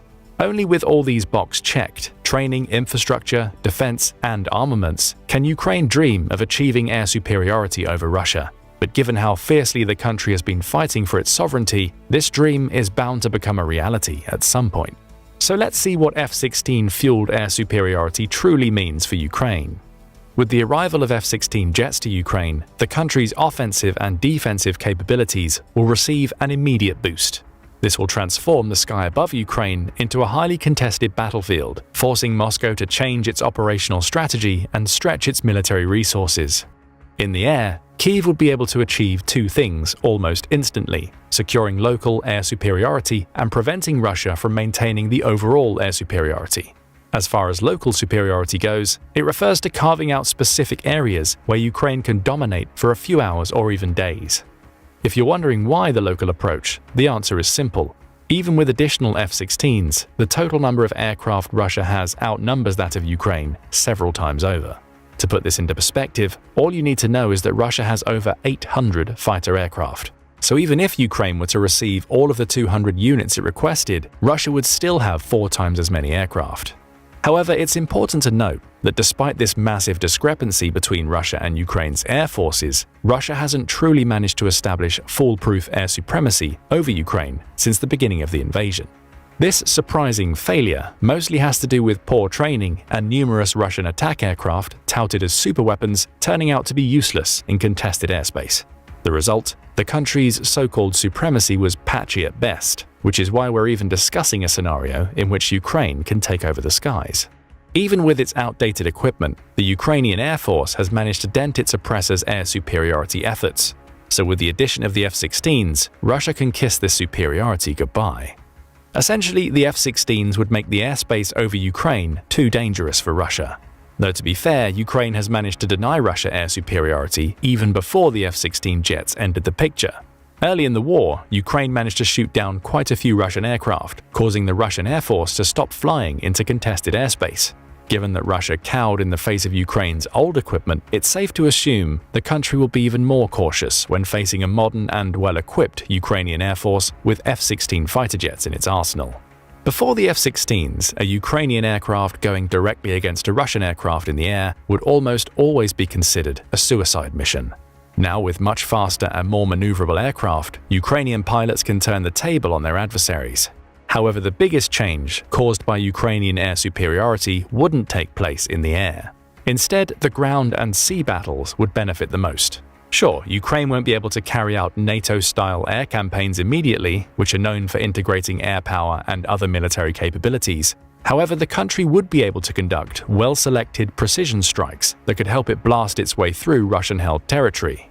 Thanks to the F-16s and cluster rockets Ukraine has previously received, virtually any Russian target in this territory would be in Ukraine's range. This would allow Ukraine to take back some of its territory, which is currently impossible to do on foot. Why? Because Russia has planted landmines in a large portion of the occupied Ukrainian soil, making a land takeover another suicide mission. In this case, Ukrainian troops would die either at the hands of the mines themselves or Russian air attacks targeting them while they try to get over the minefields safely. But using F-16 fighter jets isn't only about attacking the enemy forces, it's also about defending Ukrainian troops. Currently, these troops are often devastated by Russian attack helicopters and fixed-wing glide bombs, but this could all change with the introduction of the F-16. In other words, the F-16 jets might be able to bring much-needed relief to the Ukrainian front lines, as these have been severely shaken up in the past few months. Though the situation at sea is much more advantageous for Ukraine than the one on the ground, the F-16 could help the country seal the deal in the Black Sea. For now, Ukraine has already managed to take out a significant percentage of Russia's Black Sea fleet with existing weapons and a whole host of asymmetric warfare techniques. With F-16 jets, Ukraine almost won't have any need for these innovative techniques. It can simply blast away. Attacking the Black Sea Fleet and the Kerch Bridge, connecting mainland Russia with Crimea with F-16-fired missiles, could even help Ukraine achieve its long-sought-after goal, taking back the Crimean Peninsula. Even without the F-16 jets in the sky, Russia has already pushed its Black Sea bases away from Ukraine. It's also withdrawn most of its vessels from the area, leaving a single ship, according to some reports. Though these moves can be explained by Ukraine's incessant military pressure, some experts also tie them to the imminent arrival of the F-16. This would mean that Russia itself is also well aware of the danger these jets pose to its military operations in the region. However, it's important to note that any significant change in the Russo-Ukrainian war won't happen overnight. Most experts don't see F-16s bringing Ukraine instant air superiority. Instead, they emphasize the importance of these jets in the long run. For starters, the F-16s will allow Ukraine to continue to have an air presence as the country's Soviet-era aircraft are being phased out due to aging, wear and tear, and attrition. They will also allow the country to carry out increasingly more complex missions in the future, several years down the road. Basically, this means that the F-16s are a long-term commitment toward building a stronger Ukrainian air force, even past the current conflict the country finds itself in. But when will this endeavor officially begin? Despite rumors circulating in December 2023, Ukraine still hasn't received a single F-16 fighter jet. However, this is bound to change very soon, in June or July 2024. Depending on when you're watching this video, Ukraine might have already received these jets and set off on the path toward air superiority. Interestingly, though the arrival of the F-16 jets is imminent, it's still not clear who will actually supply them. This probably has to do with the looming fear that Russia might interfere with the delivery process or even exact revenge against the sender. So for now, all we can do is speculate. Many experts believe that the first batch of F-16s will arrive from the Netherlands. After all, the country's Prime Minister Mark Rutte said that the Dutch government started preparing an initial shipment of 18 jets in December 2023. After the initial shipment, the country would send another 6 jets, as its total number of promised jets is 24. Denmark is another strong contender, as the country pledged to deliver 6 jets by the end of 2023. Obviously, this didn't happen. However, according to some reports, the deadline was pushed back by some 6 months, which would make the new delivery date sometime around June. These 6 jets would also be just the beginning, as Denmark pledged to send 19 F-16s in total. Belgium has also promised F-16 jets to Ukraine, but these likely won't arrive before 2025. Norway also has plans to send up to 10 F-16s to Ukraine, but the country hasn't discussed any fixed delivery schedule. As you can see, the list is missing one crucial country, which coincidentally manufactures these aircraft: the US. Though the US promised to approve any transfer of F-16s to Ukraine, the country didn't pledge to give these aircraft directly. The US has likely chosen to go through partner countries in Europe in an effort to reduce direct confrontation with Russia. After all, the US is widely believed to be the country's #1 enemy by a margin. However, the US will still be heavily involved in these transfers, beyond just giving them the okay. Together with several European countries, it will supply the hardware like munitions and additional equipment, make its jets and instructors available for training, and conduct this training on its soil. The other countries involved in this coalition include Canada, France, Greece, Luxembourg, Poland, Portugal, Romania, Sweden, and the UK.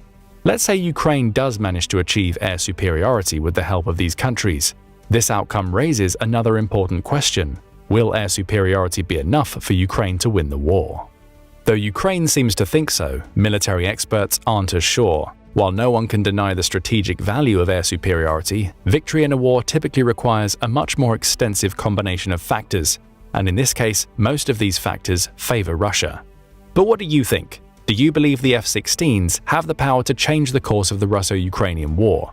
If not, are they at least enough to guarantee Ukrainian air supremacy, or are we looking at a more favorable air situation at best? And what do you think Russia's reaction will be to the imminent arrival of the F-16s to Ukraine?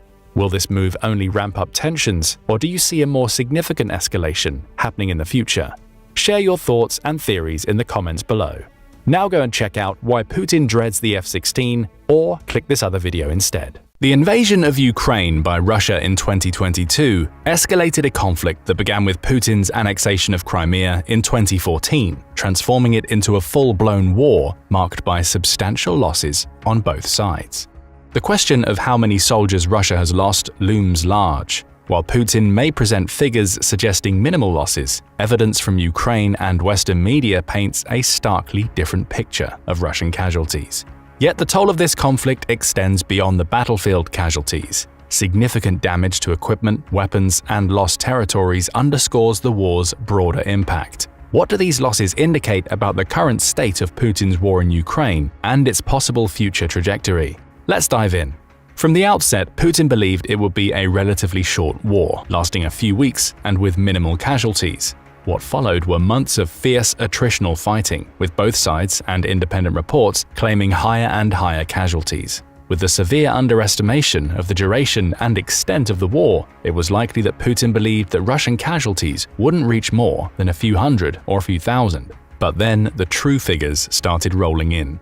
With a large chunk of the world focused on the ongoing conflict, at least until Israel declared war on Hamas, it's understandable that both Russia and Ukraine would want to twist the narrative in their favor. Indeed, one of the first reports from Russia in June 2022 spoke of only 5,900 deaths in the Russian armed forces. On the other hand, reports from the US and UK suggested that the actual figure was closer to 15,000. Ukrainian reports went further still, stating that as many as 30,000 Russian soldiers had been killed in the first few months of the war. So which figure is correct? There's no way to know for certain, but a study published in the peer-reviewed scientific journal PNAS suggested that there's a method to how each country displays its losses. On average, Ukraine reports nearly double the number of actual Russian deaths, but doesn't have a bias towards reporting their own deaths. This is possibly in an attempt to gain further support from the countries sympathetic to Ukraine's cause, such as members of the EU and NATO that are supplying Ukraine with military aid. On the other hand, Russia severely underreports deaths of their own soldiers at a rate of roughly 0.3 per 1 actual death. Any figure from Russia, therefore, should be nearly tripled to get a value that's close to correct. Additionally, the Russian media reports Ukrainian deaths at a ratio of a staggering 4.3 to 1, meaning that Russians are led to believe that more than 4 times as many Ukrainians have died than have in reality. As a result, getting accurate figures on Russian casualties from either Ukrainian or Russian media can be a serious undertaking, considering the number fudging that the state media outlets do to further their own war agenda. Luckily, that's where unofficial reports from Russian media outlets and military, or reports from independent media, can shed light on the whole truth. One of the most notable reports coming from the Russian side was that of the Wagner Group, a private military group funded by the Russian government. In a May 2023 report that was mostly unauthorized by the state media, the then leader of Wagner, Yevgeny Prigozhin, revealed that the Wagner company lost around 22,000 troops and had 40,000 more injured. Based on that report and extrapolating from the size of Wagner compared to the Russian military, reports from the UK and US media suggested that Russia lost around 120,000 soldiers by August 2023, with another 170,000 wounded. This could support the numbers outlined in the PNAS study, which suggested that the actual deaths of Russians by February 2023 were around 77,000. As such, estimates by the UK and US media were on the right track, though the actual numbers are much more difficult to confirm. That's where BBC Russia and Mediazona, an independent news outlet, joined forces to investigate wartime deaths thoroughly. Unlike traditional reports based solely on field reports and those from the militaries, the BBC delved deeper and tried to individually document every death on either side of the conflict. This was done through not only reports, but required actual military records, the circumstances that led to the death, and reports from the person's local area, all of which would likely be more nuanced and detailed. In many cases, reporters went all over the country to extract information about the recently deceased from graveyards, parades, and war memorials, scouring for new names and graves. The investigators also searched for posts on social media from the deceased relatives and friends or obituaries published in local newspapers. The essence of the detailed search was that each death had to have a name attached. No longer were the numbers just figures that would pop into someone's head only to be forgotten a few seconds later. They were now real people who had died for their country, no matter how flawed the cause. This stringent set of criteria led to many of the deaths being overlooked due to the investigators' inability to confirm whether what was in the report from either Russian or Ukrainian outlets was actually true. However, with the BBC's backing of the data, the BBC Russia Mediazona report is considered the closest to the actual count of Russian soldier deaths, if not going under the real figure due to the aforementioned difficulties in obtaining the correct figures. If someone's name was on the list, then that means the person most likely existed and died during the Russo-Ukrainian War. The figures reported in October 2023 by BBC Russia suggested that Russia had lost around 88,000 soldiers 20 months into the war. BBC Russia didn't provide an estimate of the injured in that period, but the US news outlets reported around 170,000 injuries around August 2023, which was the most realistic estimate at the time. Better yet, the report was so detailed that the outlets could track down the deceased soldiers to the exact unit they served in. This served to create a detailed analysis of Russia's wartime efforts, as well as the average number of soldiers present in the Russian military. The reports from the earlier months of the war roughly correlated with what you'd expect most common deaths to be: younger soldiers on the front lines, with the average being a 21-year-old male professional soldier. However, the figures from the later months in the report suggested that there was an increasing number of former prison inmates in the Wagner Group and pilots dying than usual. This is important for two reasons. First, it showcased that the Russian military, despite a widespread effort to conscript more soldiers, was bolstered by those most likely unwilling to actually fight for the country and were coerced into stepping onto the front lines. Inmates accounted for roughly 18.6% of all deaths recorded by BBC and Mediazona. This highlights the extent of desperation present in the Wagner Group to bolster its trained military with people considered expendable meat shields for the more vital soldiers in the units. Second, the deaths of pilots meant that Russia was being drained of highly specialized military troops that it couldn't train in time to replace the deceased. In some estimates, it takes roughly $3 million and multiple years to make a pilot combat ready. This means that each pilot taken down by Ukrainian forces results in the grounding of a part of Russia's air force. Another independent outlet, Medusa, worked alongside the previously mentioned Mediazone to conduct its own study on the Russian casualties during the war. Unlike the investigation done by the BBC, Medusa relied on information from the Russian probate registries, which are used when real estate or cars are inherited when their original owner dies. By going through the number of open cases that use the probate registry, Medusa could approximate the excess mortality in the Russian population. This methodology is akin to the estimates used during the COVID-19 pandemic, where Russia obfuscated the number of deaths in the country for similar reasons. Since the pandemic wasn't over in 2021, Medusa had to fall back down to data prior to 2020. The news website published its full methodology alongside the sources the outlet used to make their claims. According to its study, Medusa reported that Russia had 25,000 excess deaths by the end of 2022, which was likely most, if not all, from the Russo-Ukrainian war. Similarly, the outlet suggested around 47,000 excess deaths by May 2023, just 5 months after the first report, showcasing that the deaths sharply increased in 2023. If we take these figures to be true, then the estimate by the BBC of 88,000 deaths in October is probably as close to reality as we can get. But those are figures from mid to late 2023, and the war is still going. What are the most recently updated figures? According to the latest data presented by BBC Russia, the total Russian death toll could be as high as 107,000 as of February 2024, and that's not all.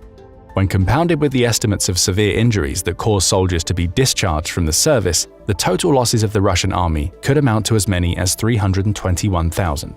This figure closely aligns with the numbers published by the US news outlets, suggesting around 315,000 losses. This accounts for more than 85% of the troops in Russia's pre-invasion available forces, which were around 360,000.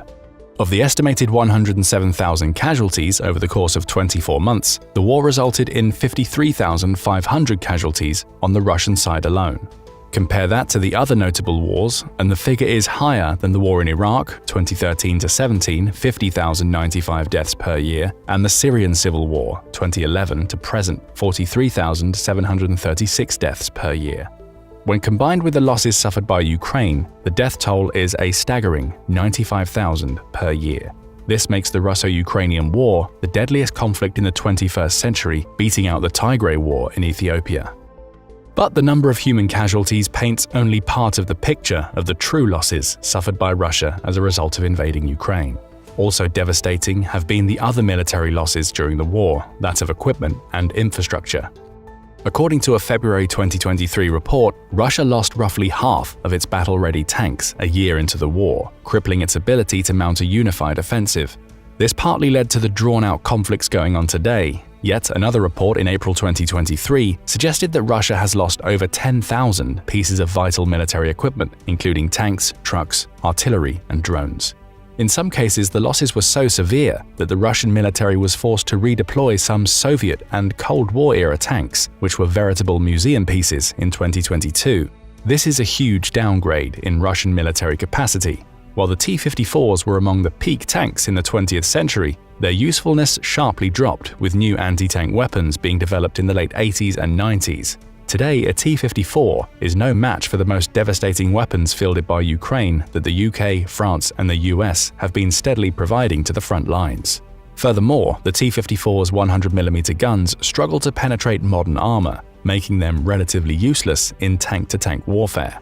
Considering that is a relatively rare occurrence, the T-54 still poses some threat to infantry and light, unarmored tanks and vehicles such as the Soviet-era Grad launcher both sides are still using to this day. Comparatively, Ukraine has reintroduced most of its old weaponry, such as the T-55, but its fleet was upgraded with modern 105mm L7 guns capable of piercing through contemporary armor. Ukrainian tanks have also upgraded engines and tactical equipment, putting Russia woefully behind in technology on the front lines. According to some reports, Russia is even holding back its tanks for later use and trying to stockpile as many tanks as possible. This includes the newly built T-90s and the older T-62, T-72, and T-80s that Russia has pulled out of cold storage. As a result, most of the forces currently fighting on the front lines are purely infantry, and Russia is accruing more losses by the day. This could point to Russia trying to accumulate enough tanks for a final push in the future, and is using its infantry as cannon fodder to try and lower Ukraine's defenses as much as possible before that happens. While this might sound like a dubious plan by Russia's military command, the fact is that Russia has roughly 4 times the population of Ukraine. While of course not everyone can be conscripted, the attritional nature of the war could lead to Russia gaining some ground in the long term, since it can absorb heavier losses and regroup its efforts later. However, this has led to multiple waves of conscription efforts in the country, usually focused on lower density regions. This is partially due to the comparatively lower salaries outside of the major cities, usually around $500 per month compared to $1,200 in Moscow. Additionally, a military contract provides up to $2,500 per month, making it lucrative to lower-earning people in remote provinces. As a result, other reports from Medusa suggest that people in far-off provinces are much more likely to be the casualties of the Russo-Ukrainian war. The outlet states that for every Muscovite that dies in the war, 275 people in Buryatia and 350 people in Tuva die, which are some of the poorest regions predominantly inhabited by various minorities. It's not just the poor that have suffered over the course of the war. The conscription efforts have shaken the country to its core, resulting in waves of people emigrating from Russia to avoid being conscripted. If that wasn't the primary reason, then many more have suffered from Russia's attempts to subvert the public on how the war is actually going. In some extreme cases, the authorities have forbidden people from creating memorials for the fallen ones or spreading information about Russia's war efforts. According to some estimates, more than 900,000 Russians have left the country since the invasion. These are mostly people with the means to book prohibitively expensive flights or find other methods to legally escape the country. As such, they are primarily middle-class citizens, usually in IT and service sectors that brought significant income to the country via taxes. This is a huge blow to Russia's economy, but it's not the only one. Due to Russia's plentiful supply of oil and natural gas and the EU's previous lack of those resources, the country could command high prices on the market and invest significant funds into building a pipeline infrastructure. However, due to the invasion and most of Europe siding with Ukraine, that trade has trickled to a portion of what it used to be and has stopped altogether in some cases. This led to Russia needing to find an alternative source of funding to power its war machine. That's where China entered the picture. As a resource-demanding country with pretty much no access to oil and gas, as well as precious building materials and minerals internally, China has previously used overseas oil importers from the Persian Gulf. Recent geopolitical influence from the US in the area made China hesitant to fully rely on the Gulf as its sole source of oil and gas. For that reason, they had to diversify. Former Soviet countries such as Tajikistan account for a noticeable fraction of China's oil imports, but the country saw an opportunity in the new conflict between the Russians and Ukrainians. China positioned itself as one of Russia's biggest allies throughout the war, at least on the surface. It has not condemned any of Russia's military operations inside Ukraine and has consistently abstained in negotiations and discussions in the UN regarding Russia. Additionally, China has negotiated a significant trade deal with Russia for its oil, gas, and resources from the Siberian Far East. Faced with losing a bulk of its export funding from the West, Russia was forced to accept exporting oil and gas to China at prices roughly half of those the resources had with its Western partners. Despite that, the Russian economy is still going relatively strong, even if it's becoming obvious that a bulk of it is solely oriented toward its war efforts. But it's still suffering from the inability to trade properly with other countries and extreme losses in manpower and equipment that requires a lot of funding to replace. As a result, Russia's central bank reported in 2023 that the country's inflation rate is roughly 11.1%. However, the actual prices paint a much grimmer picture of Russia's economy. Some economists suggest that the actual inflation rate in Russia is closer to 60%, with food prices spiking up to 75% compared to the figures from 2022. If this continues, Russia could end up with a runaway inflation problem that threatens the entire country's economy with collapse. This is bolstered by the fact that interest rates in Russia's banks have soared to 15%. The interest hike is not the first in the history of the Russo-Ukrainian war. Shortly after the invasion, banks set the interest rate to 20% but lowered them to normal levels shortly afterward. However, it looks like the current economic situation is dire enough that the interest rates will stay as is. It's forced many residents to move their disposable income into savings accounts, with estimates putting the deposit rates at 32%, much higher than those in the Western world, such as in the UK with only 9%. The increased savings deposit can lead to a domino effect. With a significant chunk of money locked away in savings accounts, the Russian economy, or more accurately its citizens, won't have enough disposable capital to maintain itself. Regardless, the Russian media consistently reports that the country's economy is doing well, and the rest of the world begrudgingly agrees. The IMF reported that Russia's economy grew faster than any country currently on the G7 list: France, Germany, Italy, Canada, Japan, the UK, and the US. This paints a bleak picture and suggests that the war might extend for a couple more years. But is this growth actually sustainable by any standards? The short answer is no. While Russia's economy is arguably doing well enough to support its war efforts, all measures taken by Russia's government are ultimately patchwork solutions that will create an unbalanced, highly centralized economy focused on the big Russian cities. Additionally, if the conscription efforts continue, there's probably going to be a lack of available recruits from Russia's poorer areas. This will mean that Russia will finally have to aggressively recruit from Moscow and other big cities. These are the same places that are powering Russia's propaganda machine. Currently, Moscovites don't feel the effect of the war on their daily life, apart from slightly increased prices in the country's capital. Their standard of living hasn't been affected yet. But if Russia is required to pull their recruits from the same people that are propping up the Russian economy and are completely oblivious to the real state of the country, the wall of illusion will break rapidly. With that comes the potential acknowledgement that Russia has lost more than just soldiers. The economy is being supported artificially. China has basically made Russia accept any and all terms in order to have their plentiful oil and gas exported at any price. The rest of Europe has seen that Putin's regime is no longer as ironclad as it used to be and is heavily dependent on the core of Russia being none the wiser about the reality of the war and fate of the country. If that happens, the consequences for Russia could be catastrophic. The current prognosis on the war is that Russia can't make a meaningful push into Ukraine in 2024 due to consistent setbacks in obtaining the right equipment, most of which is being imported from China.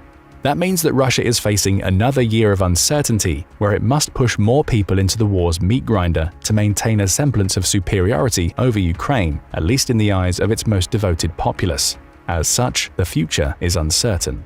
China's moves in recent years suggest that it might consider attacking Russia for the precious resources and drinking water of Siberia. However, it's more likely that China will keep up with an endless stream of demands to either prolong the war or enforce its own peace terms on both countries to get the best deal. Regardless, it's most likely that Russia will become nothing more than a Chinese puppet, either exporting most of its resources to China in return for complete influence, both technologically and politically. Alternatively, China will actually invade Russia and take the country's resources for itself. In either case, Russia will likely cease being a meaningful player on the world stage and be forced to pander to Chinese whims. Of course, even these scenarios aren't certain. With the US hinting that China is not a severe threat to the world, it's likely that the US military has already poised itself to take advantage of any moves China makes and retaliate appropriately.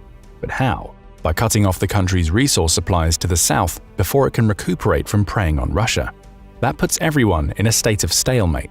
In any case, Russia has lost more than 1 million people overall, whether due to death, injuries, or widespread immigration, and its economy stands to lose even more. The fate of the country rests with Putin's current regime and whether it can gain a meaningful victory over Ukraine and enforce peace terms that enable the economy to bounce back. Otherwise, Russia may collapse in the same way the Soviet Union collapsed 3 decades before.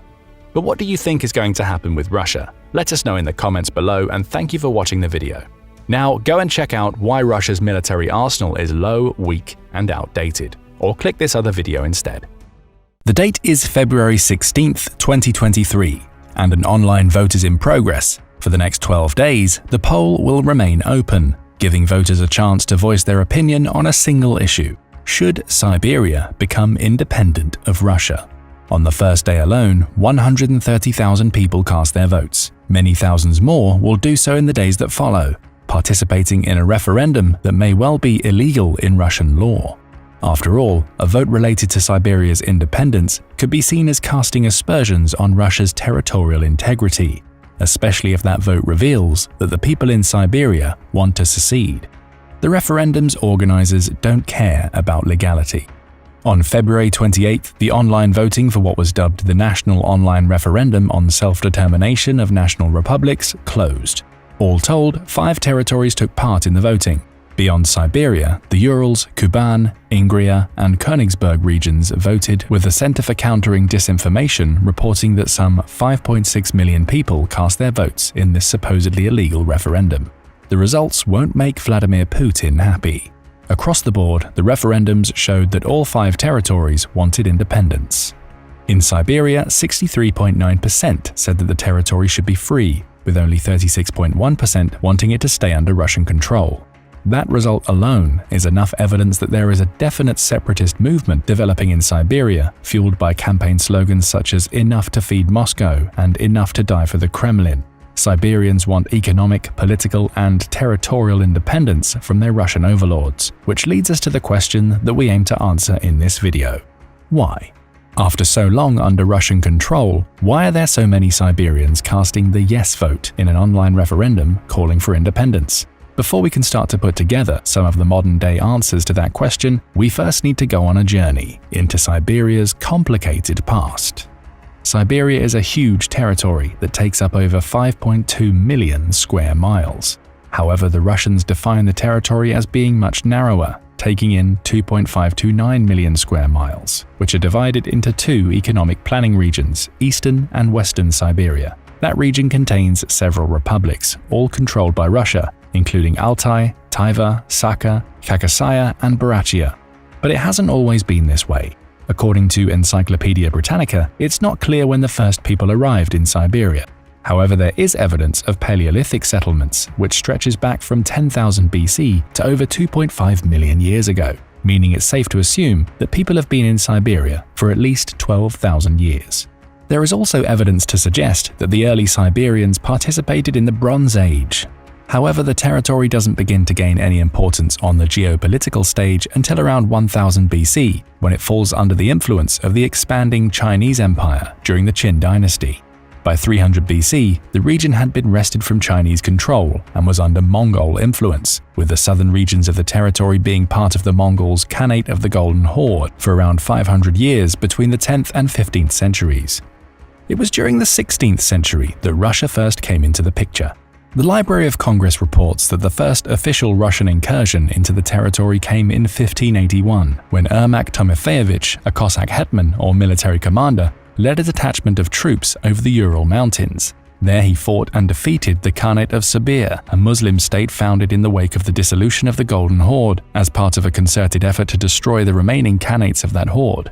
This fighting was inspired by the legendary Russian Tsar, Ivan the Terrible, who had sacked Kazan in 1551, followed by Astrakhan 6 years later, all with the goal of pushing Russia's borders further east. Ermak's incursion essentially represented the final piece in these expansion efforts, and as Russia would later discover, may have led to the most important battle during Ivan the Terrible's reign. Ermak continued to make his way through Siberia until he finally met Khan Kachum near the Irtysh River in October 1582. Khan Kachum was one of the last surviving heirs of Genghis Khan, and he controlled the territory stretching from the middle of the Urals all the way to the Ob River. 3 days of intense fighting followed this meeting, with Ermak eventually emerging victorious. The gates to Siberia were opened to Russia. Over time, a small network of towns and outposts spread deeper into Siberia. The arrival of merchants, such as the Stroganov family, followed the arrivals of traders and trappers who were quickly discovering that Siberia held one of the most important resources in 16th and 17th century Russian society: fur. The seemingly endless expanses of snow-covered Siberia contain many species of animals that were valued for their pelts, including the sable. The sheer abundance of such a valuable resource only drew more Russians into the territory, all hoping to become rich from the fur trade. Think of it as similar to the gold rush that took place in California between 1848 and 1855. Tempted by the prospect of riches, more and more Russians began to call Siberia their home. It's here where we start to see one of the main reasons why Siberia wants independence from Russia today: the swallowing up of Siberian resources. As the Russians started making their way deeper into western Siberia, they began subjugating the scattered villages they encountered. The Siberians tried to fight back, but they were quickly defeated by Russian troops, which had cannons and muskets that were far superior to anything the scattered Siberians could muster. That scattering was also a problem. It's estimated that there were only 100,000 people living in Siberia at the time, most of whom were divided into small groups of hunter-gatherers. It was impossible for them to put up a united defense against the Russians. With each victory, the Russians either forced or tempted their new subjects, using gifts of alcohol, metal utensils, and blankets, into acting as guides and interpreters. Some even finally joined the Russian armed forces, attacking their neighbors to aid in the conquest. Finally, with their military dominance established, Russia started delivering terms to their new subjects. Submit to the Tsar's authority. It's here where furs come back into play. Each adult Siberian male who was subdued by the Russians was forced to deliver a specific number of furs and animal pelts annually as part of a tax named either Izak or Yasak. While this was the official show of fealty to their new leader, most Siberian men were also forced to build fortifications and provide food to the encroaching Russian troops. As for the women, they were often enslaved to offer domestic services and sex to the Russians. This concept of Yasak deserves more exploration. The idea can actually be tracked back to the Mongols' Golden Horde, with the Russians adopting it following its conquest of Siberia. Here we see a quid pro quo relationship forming. Siberians delivered furs and pelts as part of their annual tax, but they were rewarded with the distribution of gifts from the Russian royalty. Yasak events were often accompanied by a large feast, during which time those paying their tribute of fur would receive products like tobacco, flints, and maces, along with other tools. Sometimes these events would lead to conflict. If the Yasak payers deemed the gifts they'd received to be unworthy, they would rebel against local leaders. In response to this, Russian Tsars and their officials spent several hundred years transforming the concept of Yasak from a gift exchange, though one heavily weighted in Russia's favor, into a straight-up levy. By the 1720s, Yasak had been transformed into a one-sided tax in the Volga Basin, with that tax spreading throughout the rest of Siberia in 1822. It would remain in place, forcing Siberians to pay their captures in furs from sables, martens, red foxes, beavers, and even cattle until the Russian Revolution of 1917. But what does all of this have to do with Siberia's desire for independence in 2024? Two things. First, it's clear that the subjugation of the Siberian people by Russia runs throughout the last 500 years of history. Those descended from the natives of that region that faced that initial conquest argue that independence is a must because Siberia should have never been under Russian control in the first place. Second, the fur taxes that Russia implemented during this time started a pattern of stripping Siberia of its natural resources for Russian gain. This pattern has continued into modern times, as you'll discover later, and it's the inspiration for many of the campaign phrases, especially "enough to feed Moscow," that were popular around the time of the online referendum mentioned at the beginning of the video. But for now, let's continue with our history lesson. Once the Russian Revolution ended the Tsarist era, much of Siberia was still uncharted. The Tsars simply didn't have the resources or the people to populate the vast swathes of empty land it had invaded. It was only upon the rise of the Soviet Union, which was a totalitarian state for which cost wasn't an issue, that Russia could finally complete its conquest of Siberia. And again, that conquest came down to resources. Under Joseph Stalin, Siberia was treated as a resource-rich land to be exploited and a penal colony for the many workers who were sent there. In 1929, Stalin created a labor camp system that existed as much to populate the territory as it did to extract resources from it. That camp was later named the Gulag. And over the next decade, around 2 million Russians, typically those who'd received prison sentences of 3 years or more, found themselves being shipped to Siberia for work on industrializing the land. They lay railroads, developed oil fields, and built infrastructure, all intending to extract yet more out of a land that had already been bled dry by the Tsars. Only now, the Russian appetite for resources had spread beyond fur and into oil, gold, and much more of what Siberia had to offer. The Gulag era ended upon Stalin's death. However, subsequent Russian leaders have built on the base that he created through prison and slave labor to further industrialize Siberia. All of this brings us to the modern day. Where Siberia was exploited for its fur during the rule of the Tsars, many in the country now argue that it's being exploited today for other resources. Take oil and gas as an example. The West Siberian Basin is home to the world's largest hydrocarbon basin. Surveys of the region have revealed that it holds enough oil to fill 146 billion barrels, along with 1,600 trillion cubic feet, or TCF, of gas reserves. Right now it contains 107 giant oil fields, 9 of which have been discovered since 2019, along with a mega giant and 10 supergiants, the term used to denote any field that can deliver 1 billion barrels of oil or more. Much like they did with the fur trade of the 1500s through to the early 1900s, Russia has established a way to make a ton of money from its ownership of Siberia. For context, the average price of a barrel of crude oil is estimated to be $80.12 in 2024, though this price will obviously fluctuate depending on demand. If Russia were able to extract all 146 billion barrels believed to be in the West Siberian basin alone, it would enjoy a windfall of around $11.7 trillion. The gas reserves in the basin offer even more value. In the gas trade, 6,000 cubic feet of gas is standardized to contain about the same amount of energy as a barrel of oil. This is called the barrel of oil equivalent, or BOE, with the BOE natural gas price standing at $18.45 at the time of the creation of this video. So let's do some math. 1,600 trillion divided by 6,000 gives us 266,666,666,667 BOE of gas. Multiply that by the BOE price, $18.45, and you get around $4.92 trillion. Siberia is a gold mine of oil and gas, with the values of those commodities in the West Siberian basin alone combining to around $16 trillion.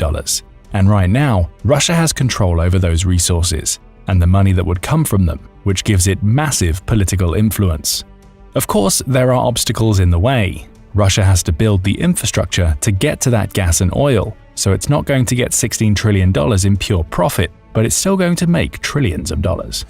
Those are trillions that many in Siberia believe their territory should have. Beyond oil and gas, Siberia is also rich in gold and diamonds. According to mining technology, it, along with the Far East territory, is home to 84% of Russia's known gold reserves.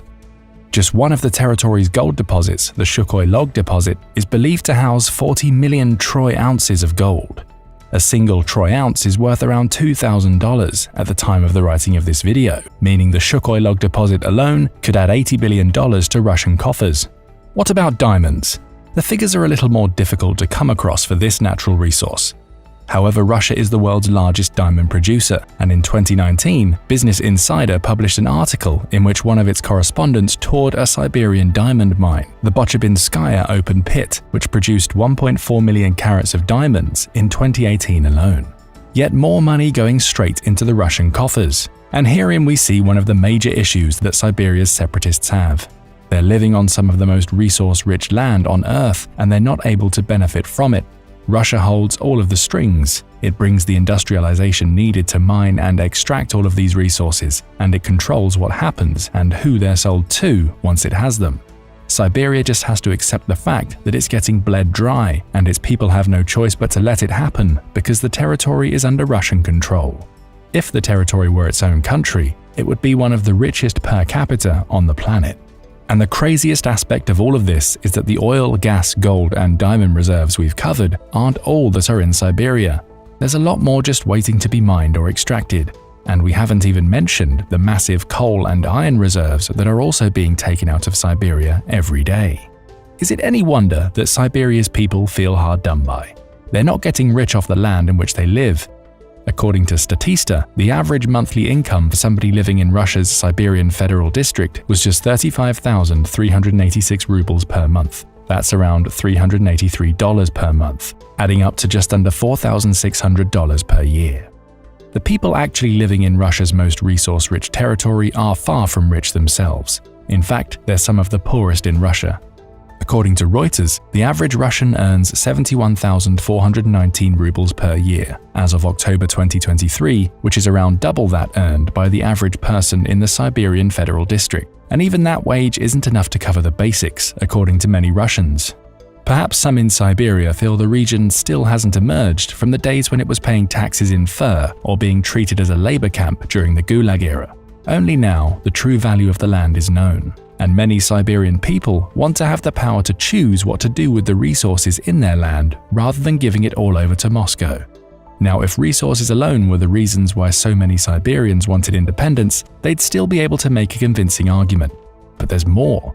Many in Siberia believe that its people are being unfairly targeted for the draft into Russia's war against Ukraine. In September 2022, around 7 months after his initial invasion of Ukraine, Vladimir Putin announced partial mobilization of the Russian army. The order was made into an official decree on September 21st, with the mobilization essentially acting as Putin's way of saying that Russia's vast swathes of reservist troops were going to be drafted onto the front lines.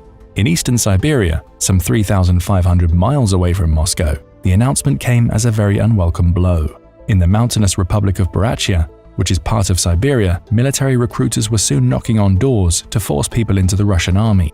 Schools were transformed into conscription centers, with Alexandra Garmazepova, the president of the Free Burachia Foundation, calling the announcement one of the most terrible nights in Burachia's history.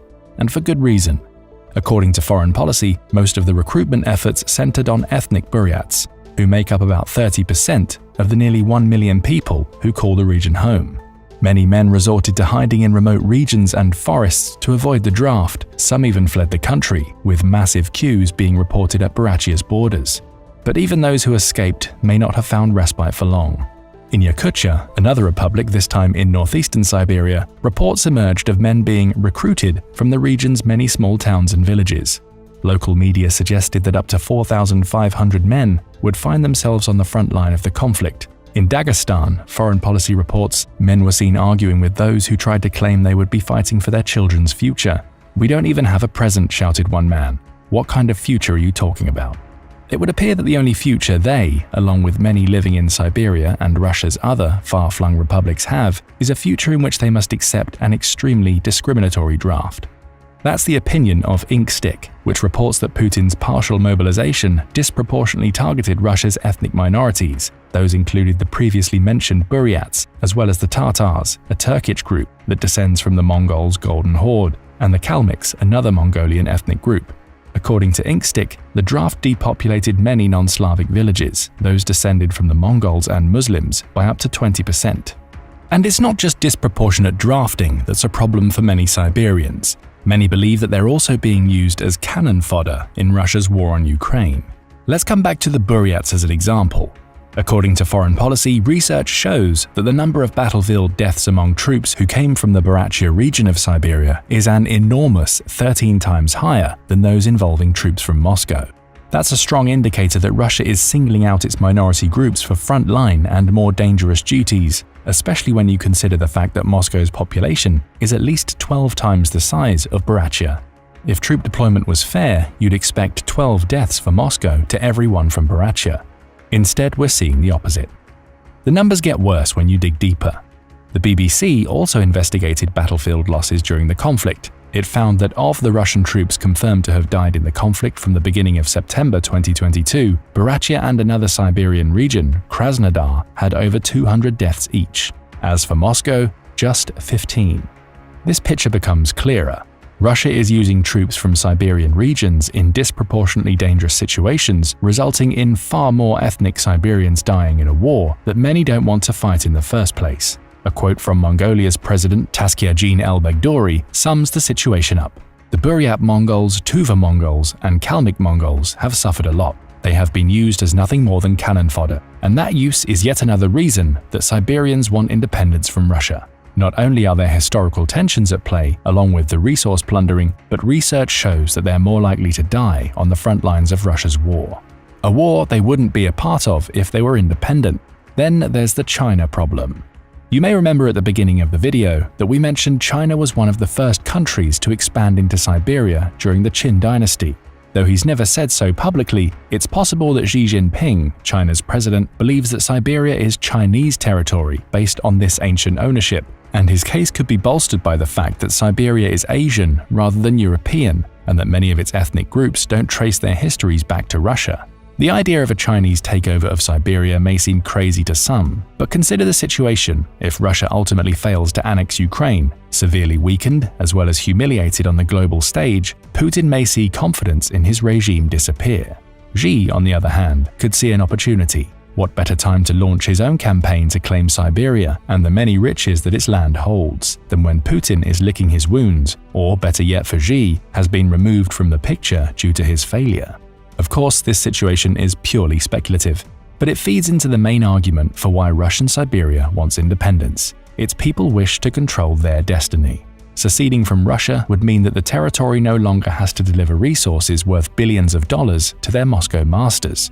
They would be free to negotiate new deals, perhaps with Western countries, and may even benefit from the protection these countries could provide in return for their resources. One thing is for sure, the calls for independence in Siberia aren't going away. If the online poll that opened this video is any indication, most in the territory wish to be independent to the point when they're willing to break Russian law to express that desire. Add in the potential for becoming an extremely rich state thanks to Siberia's abundance of resources, as well as no longer being used as cannon fodder by a country that appears to treat Siberia's ethnic groups as second-class citizens, and you have a persuasive set of arguments that Siberians are latching onto. Of course, the desire for independence doesn't mean that it will ever come, and that's why we want to hear from you. Do you think Siberia should be independent from Russia? Do you think it's even possible given Moscow's hold over the region? Or do you think any play for independence would just turn Siberia into a pawn on the global geopolitical stage? Tell us what you think in the comments, and don't forget to like and subscribe for more military content from military experts.